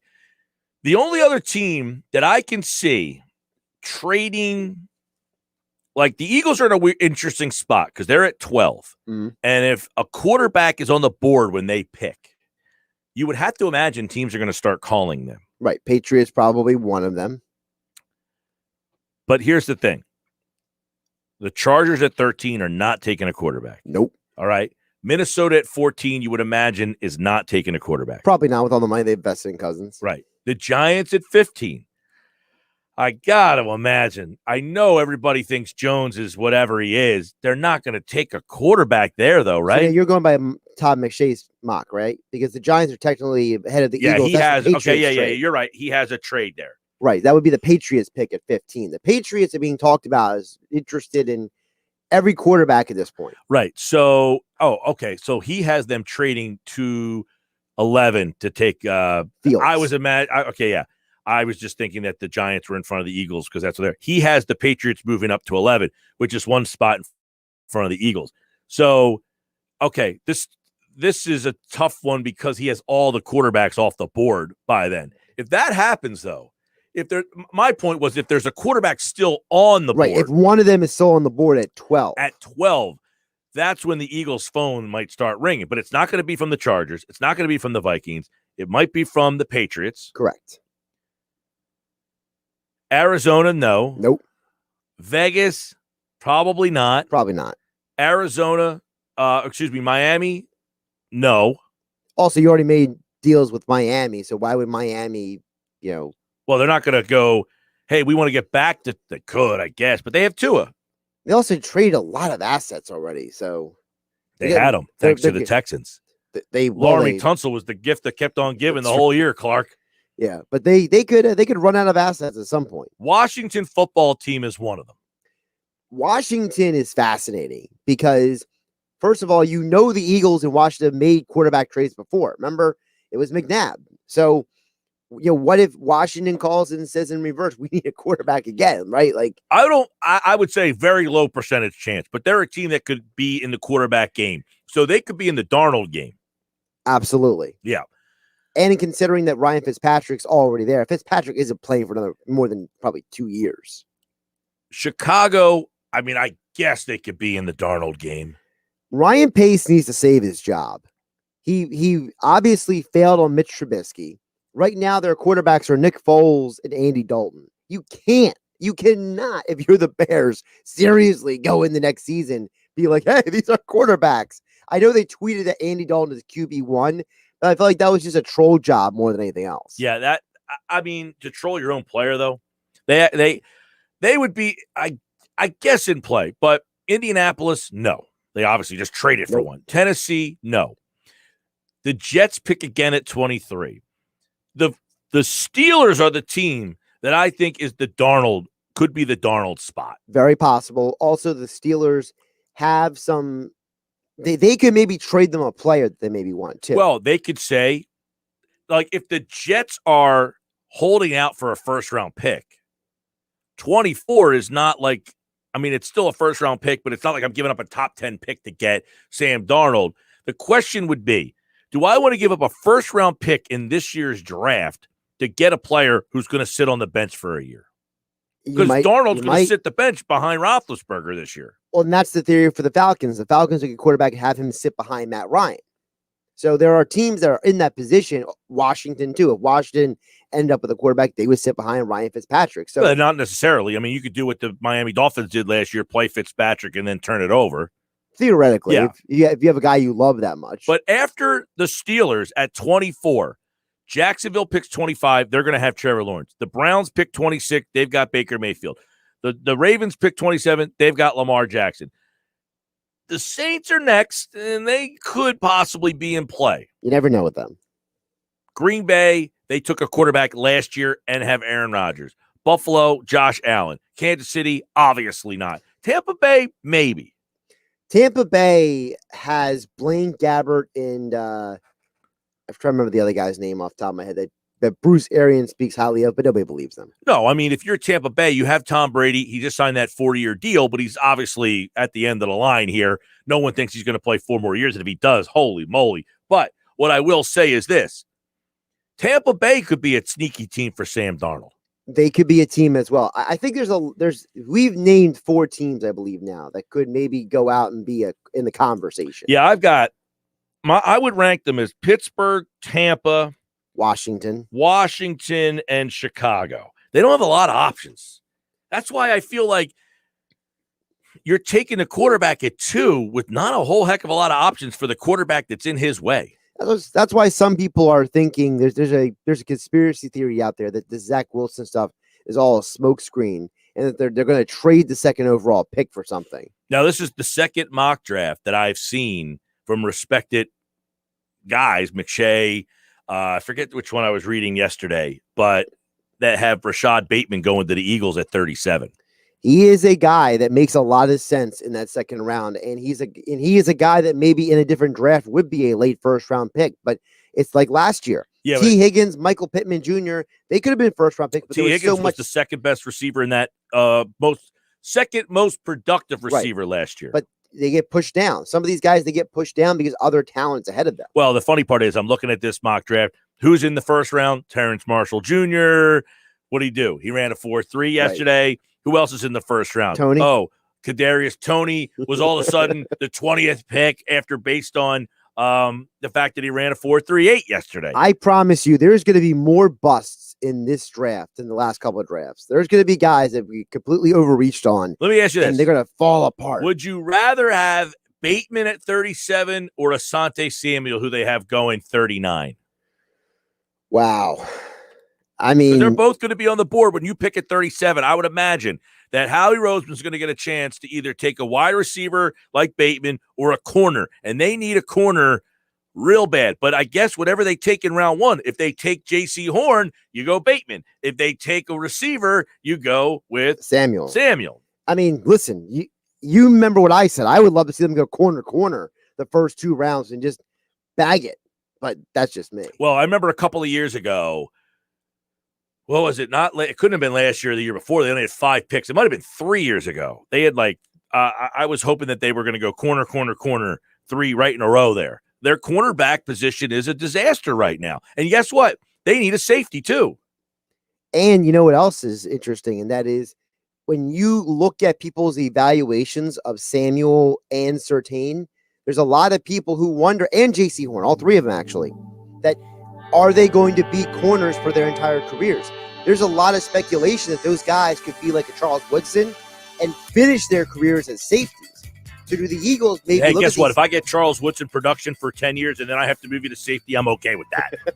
But that's the working theory with those guys. People believe that those guys are so fundamentally sound that their careers are going to be extended by going to safety. Sports Bash brought to you by JCPenney. The mystery sale is back just in time for Easter. Shop in store and you could save even more with JCPenney coupon giveaway. Visit jcpenney.com for more details on the mystery sale. It's no mystery. Coming up, Keith Smith going to talk a little NBA with us. The Sixers big man is back. What does it mean for the East? Are they the favorites with Joel Embiid, or is it the Brooklyn Nets? Plus, you heard what Jay Williams said about Boston and Brad Stevens. When is it time to start blaming him? We'll ask Keith Smith About that and more coming up next right here on the Sports Bash Live on 97.3 ESPN, the free mobile app powered by First Bank of Seattle. And don't forget, you can watch the show live. Keith Smith will join me on the video stream. Nope, no video stream. He is not on the video stream. Oh, that's a bummer. I like seeing him. All right, Sports Bash.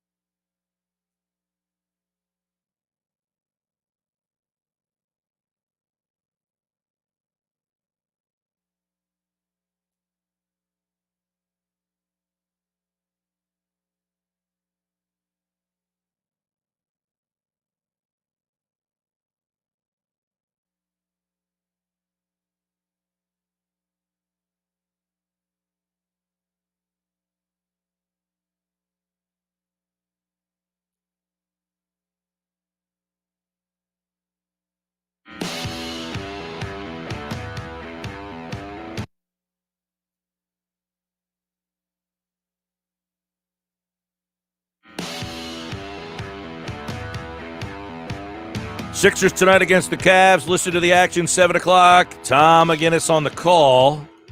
Sports Bash brought to you by Broadlee's Plumbing, Heating, Air Conditioning, your local provider.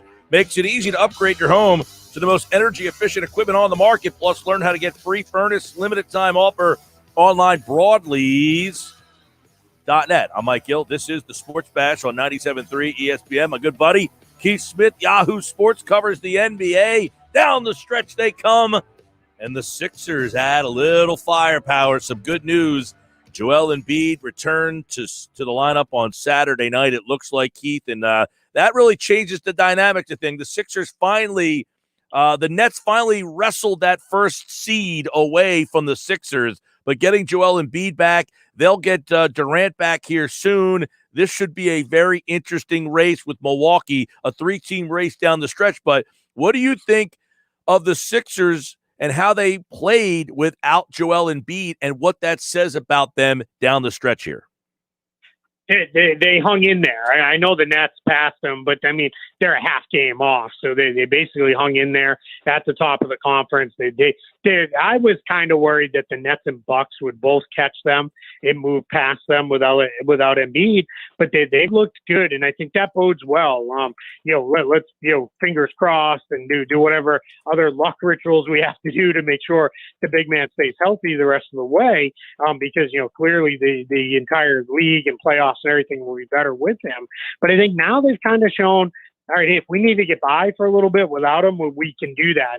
And I think that's a testament to the way the roster has been built now, the way they're coached, the stepping up that guys like Ben Simmons, Tobias Harris, a whole host of the role players have done. So yeah, I think this is really good for them, and I think they're well positioned now to hang right in there and continue to fight with the Nets and the Bucks for positioning all the way through to the playoffs. Yeah, I mean, let me ask you before we kind of dig a little deeper on them. In the East right now, is there a fourth team for you, or is this kind of shaping up to be a 3-team Eastern Conference race?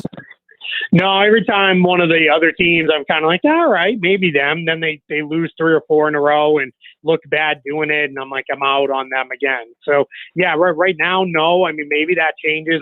We're about 6.5 weeks from the regular season wrapping up. So if somebody really catches fire here over the next month or so, I think we could look at it and say, all right, here, that's the team, Miami or Boston maybe. But the rest of the teams, I just don't think they can do anything to impact, Milwaukee, Philly, or Brooklyn. I think it's really shaping up to be a 3-team race.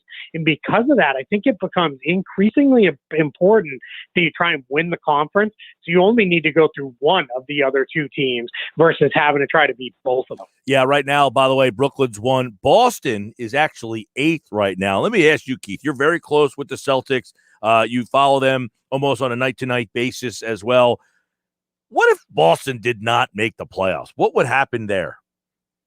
Probably nothing good. It would probably start to become, wholesale changes within the roster and, guys really moving in and out, and they might have to give up picks to get off Kemba Walker's contract and things like that. Right now, the roster is constructed can look not even game to game, within the game themselves. They can look like a team where you're like, holy crap, this team's figured it out. They're going to be dangerous the rest of the way. And then the next thing you know, they're down 20 points, and then they rally all the way back and barely lose.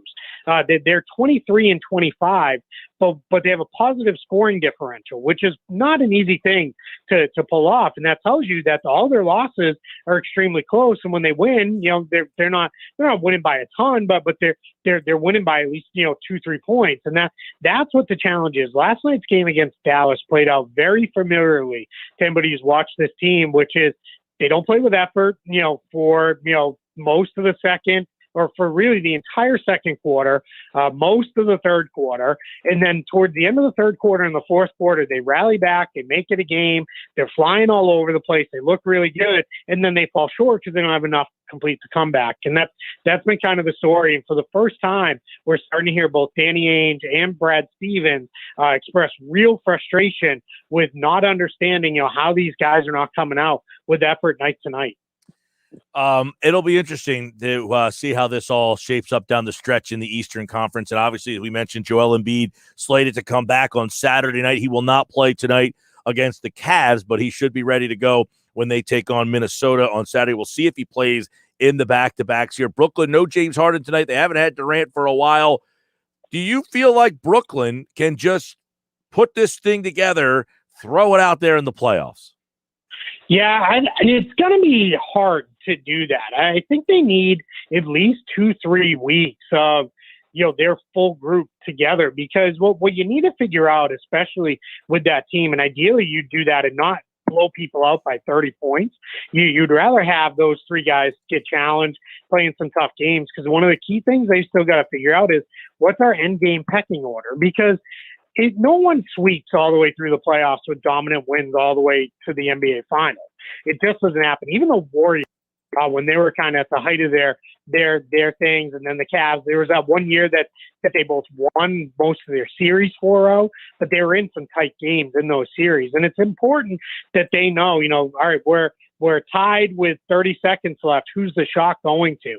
And I know the answer right now will be, well, whoever's open, is going to take it. But that's not, we know that's not how it works. The ball's going to be in somebody's hands, and you're going to have to figure that out. So that's what you'd like to see over the rest of this. They've got more than enough talent that they should be fine. But you just want to start fine-tuning things and really hitting the playoffs, playing, good, knowing exactly who you are and what your rotations are as you head into those postseason games. Yeah, I know that that was a story for the Sixers for that year. They got Jimmy Butler and they had Tobias Harris. It was like, hey, they've only played about 12 games together. Can you just go out there? And they made a run. They went to the 7th game, and I guess the Nets team is talented enough. What about this Milwaukee team, Keith? Do you look at the Bucks as a better team than the last 2 years that ran away with the East?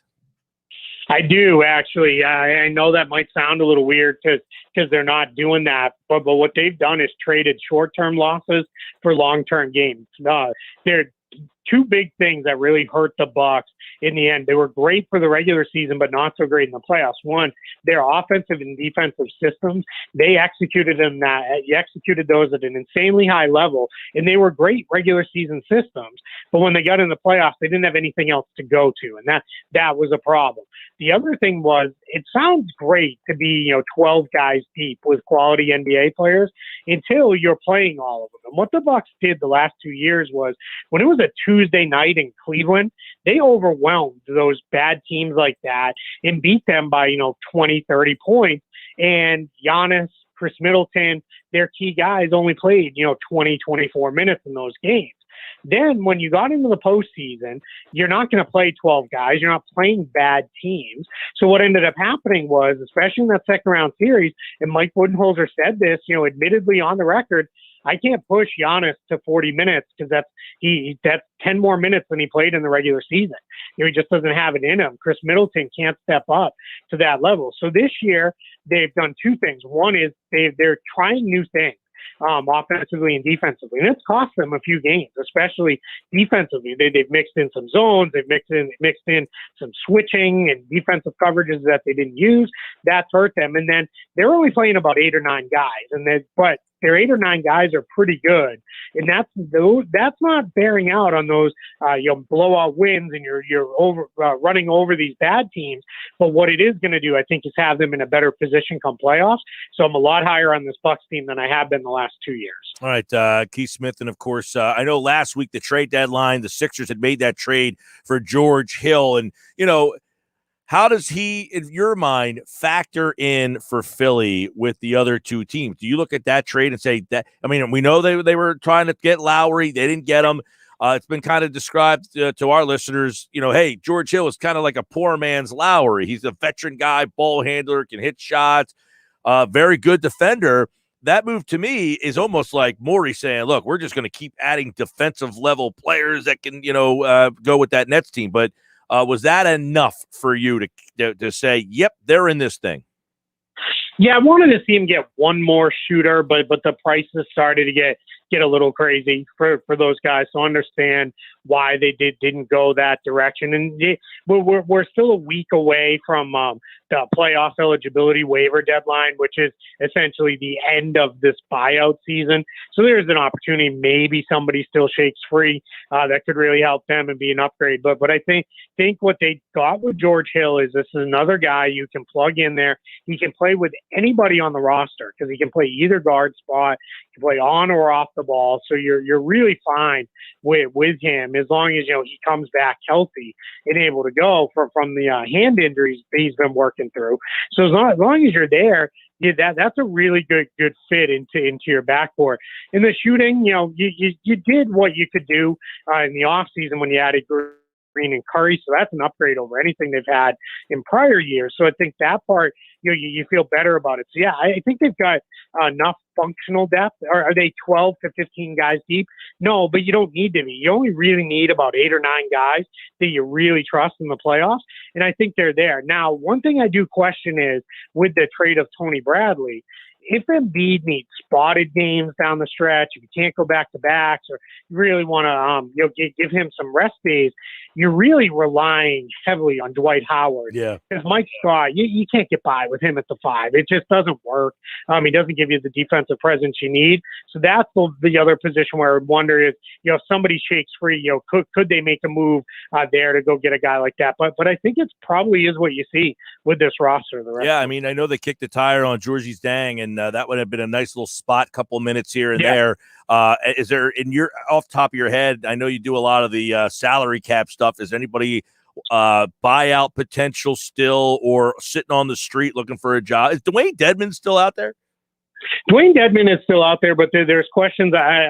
And I may have this wrong, but I believe he recently had a child. So there's some questions about how much he really wants to jump back in at this point. That's probably going to be more of, all right, I took my year off, I'll get back in next year. Gotcha. And that's where I'll come back. For big men, DeMarcus Cousins is out there. It sounds like he's maybe going to go to the Clippers. My read on that situation was first good contender to offer him a role he was going to jump at and go. I mean, he's been on the market for most of the season at this point. I don't think he answers any of the questions Philadelphia has. I think you just need somebody who is going to set screens, rebound, and play some defense, which was why I was a little surprised because they could have got there other ways. That Bradley was the guy who went in that trade, but I can kind of understand it because I think some of the other guys, they're either young and locked in long term, or they're guys who fill a different kind of role. So we'll see. And as far as other players, I don't think anybody else is gonna shake loose. That's really gonna move the needle at all. I think we're pretty much there with the buyout guys. Yeah, I mean, it's funny because LaMarcus Aldridge goes to the Nets, and everybody. I love what Blake Griffin tweeted out the other day. Everybody says I stink, and then everybody's saying that we got this super team put together. Yeah. How much left do you think? It's fun. Like a couple of years ago, Pau Gasol gets let go. He gets signed, and people are like, "Oh, they got Paul Gasol too." He didn't even make the rotation. Like sometimes these older guys, it's just a name, and you're like, "Oh my gosh!" But does Aldridge, Griffin, do they really, change the dynamics in your mind of where this race is? I don't think so. I don't know that any of the guys, other than maybe Andre Drummond, just because of the Lakers' injury issues, is going to be that was on the buyout market, is going to be, that big of a game changer. It's funny. I had an executive tell me this was probably about 3 or 4 years ago. If they're on the buyout market, because there was no one offering anything for them in trade. And he goes, if they're that good, someone would have found a way to trade for them. And I think there's a lot of truth to that. Now, some of those guys were on such big contracts, it was hard to deal. I think Griffin and Aldridge are going to help the Nets from a depth standpoint, especially for the rest of this regular season, because it seems like they're not going to push their veteran guys overly hard the rest of the way. And that's why I think, Philly, Milwaukee maybe still have a chance to, get past Brooklyn in the standings at the end of the day. But I think, as far as playing major roles in playoff series, Griffin, maybe, because he's still a pretty good ball mover. When you have three primary scorers, you need guys who can move the ball and keep the offense kind of flowing. So I think he could help there. Aldridge might be able to help, but they've got a young big man, Nick Claxton, who's playing really, really well. He's probably their best all-around big man on the roster right now. And if he sees his minutes cut, because you got to give minutes to Griffin and Aldridge, I think that's a major mistake. And I like what you said is everybody recognizes these names and they get all excited by the names. One of my go-to sayings that I say all the time at this time of year is sometimes these guys become more name than game. Yeah, well, and you just mentioned Claxton. I was going to ask you as a follow-up here. Last 2 minutes of the game, Sixers and Nets, you got a tie game. Which guy does Steve Nash say, I need you to defend Joel Embiid? Because if it's Aldridge, that's not a matchup I want. And if it's Jordan, we've seen how that's gone. So, I mean, late in the game, you go to Claxton in that situation to defend Joel Embiid?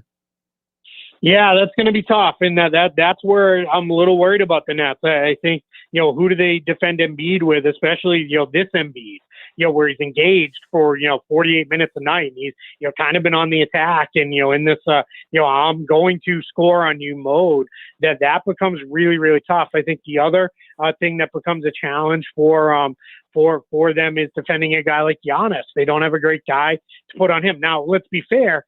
Very few teams are looking at it and saying, yeah, we got guys who can stop those guys, right? That's why they're two of the best, dead players in the game.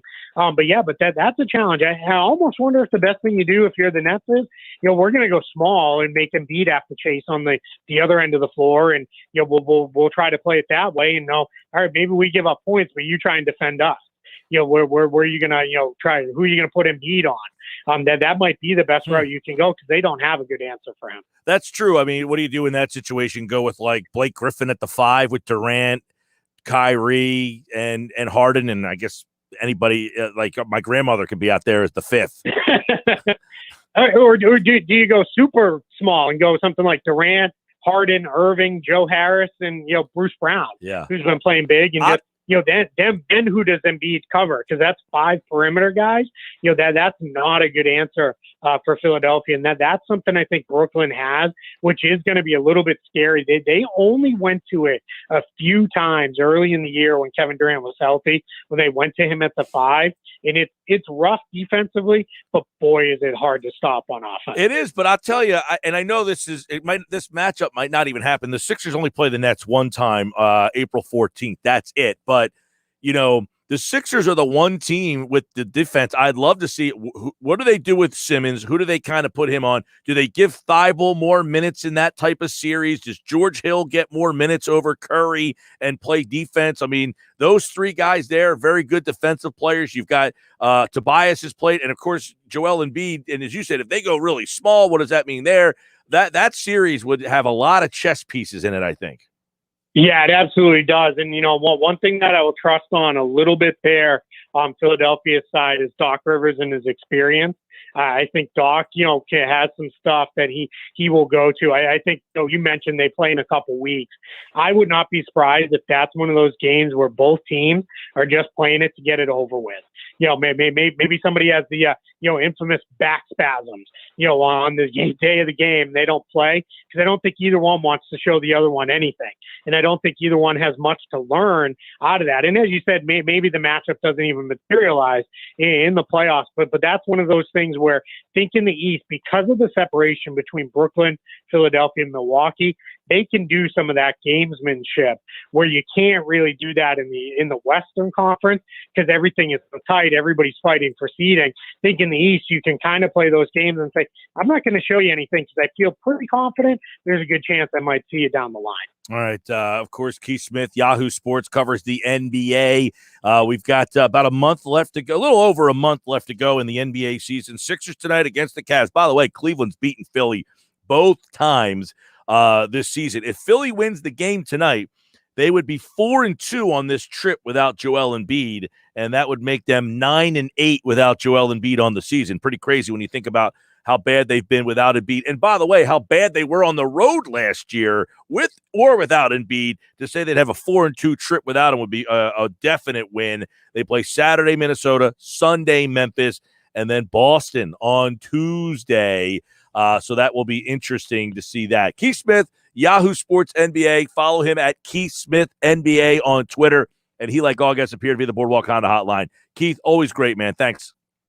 Thank you. I appreciate it. Y'all stay safe. You and yours. All right. He is awesome as always. He'll be back on Thursday next week. We will be getting into a lot more interesting, busy week for the Sixers. By the way, Friday, they play New Orleans, the Pelicans. No Zion tonight.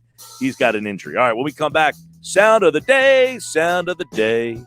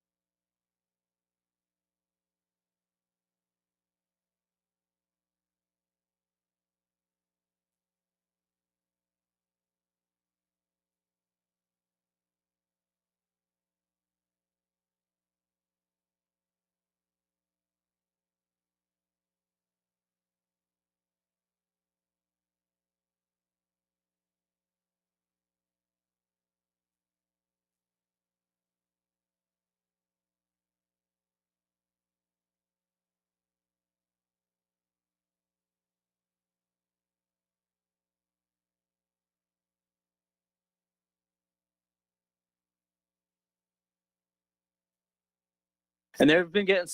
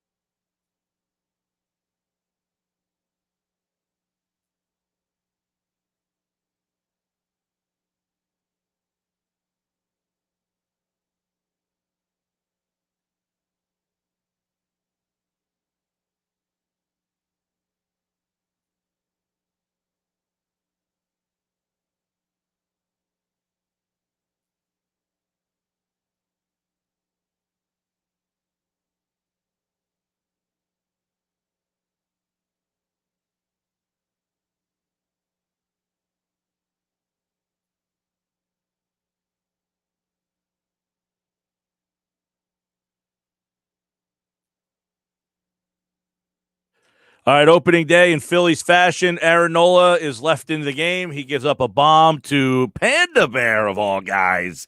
And it's all tied up at 2-2. Jose Alvarado is in the game. He is struggling. He's not throwing strikes. The crowds are booing. It's great to have the crowds back. All right, let's get the sound of the day. These are the 5 sounds that Josh found most appealing today. Let's start off with a little baseball. Frank Klose. Some of those blown saves last year, they were little balls that dribbled in, and he had a little bit of bad luck. And it was only a 60-game season, so there's really not a large sample size. And I felt too that they really had to push him extra last year because they had such trouble getting to him that they were throwing him out there for multiple innings when he really shouldn't have been out there for multiple innings. He had so many appearances where he pitched great in inning 1, and then they had to drag him back out again, and he didn't pitch as well the second inning. So I think if he's used in his role properly, you're going to see a better Hector Neris. Are we going to see a better Hector? Is this the time to trust in Hector Neris? We might see him today, by the way. It's 2-2 in the 8th. Listen, I think he brings up a great point about the fact that, that you have a guy who was asked to do things that's not really his job. And that whole bullpen was such a disaster last year. Maybe we should just forget what happened last year and give Hector Neris a chance to prove that he can be what he was 2 years ago. Look, he has the most experience, so I understand why they went with him. I don't think that means they're married to him. You know what I mean? Like if they were married to him, they wouldn't have signed Kinsler. Well, they needed they did need more bullpen talent, arms, experience, just better quality guys. Right, in general. Yeah. Frank Klose, Zach Eflin. Zach Eflin, I still think a lot highly of Zach Eflin. If you consider the last several years, he's the guy that can throw a complete game at any moment, and he's still got a lot in him. I think there's still some upside on Zach Eflin, and I think you feel a lot better about this starting rotation than last year when you're rolling your eyes saying, oh my God, Vince Velasquez is going to be a starter again. And then, of course, you get some injuries, and then you don't know who's going to pitch next. So the Phillies can feel a lot better about this particular starting rotation. And all right, Zach Eflin, I think he's an X factor. And I put this in my 10 predictions for the season. The Phillies 3 will be the best 3 in the East. They need Zach Eflin to be a part of that. I believe in Zach Eflin so much I drafted him on my fantasy baseball team. How about that? Well, it depends on who else was on the board. Oh, you just at the end and you're like, take a guy that I know. No, I was in the middle rounds. I took him in the middle rounds. I picked him over, what was the guy's name? The other guy in Milwaukee. Yeah. Not Woodruff, the other one. Mm-hmm. I don't remember his name.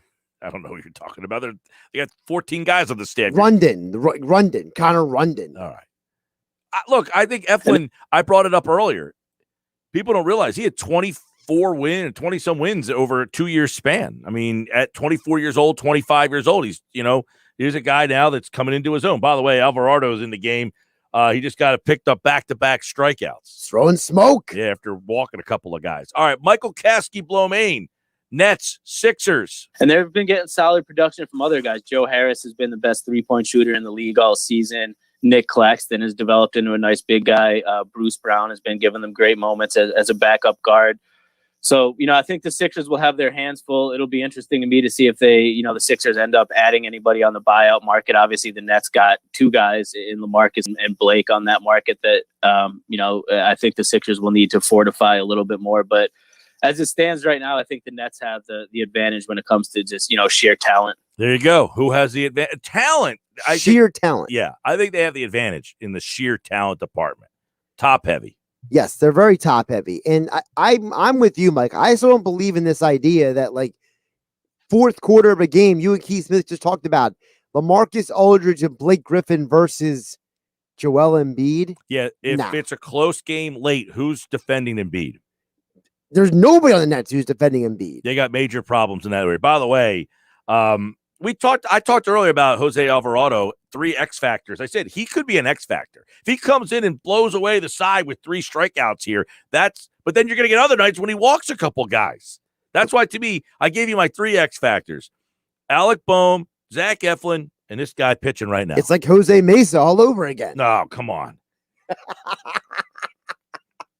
Remember those days? Yeah, I don't want to. Heart Attackville, Jose Mesa. Remember Mesa would have the glove. He would tap it on his leg after the first walk. Of course he hit him. You got to get the bases loaded. Got to up the drama. Unbelievable. Yeah, I remember Mesa. It was bad. All right, game night's up next. Kevin McCormick on Sixers and Cavs. Check out McCormick's preview right now at 97.3 ESPN.com. Don't forget, starting Monday, Sports Bash Cash is back. It's the Sports Bash stimulus check for you.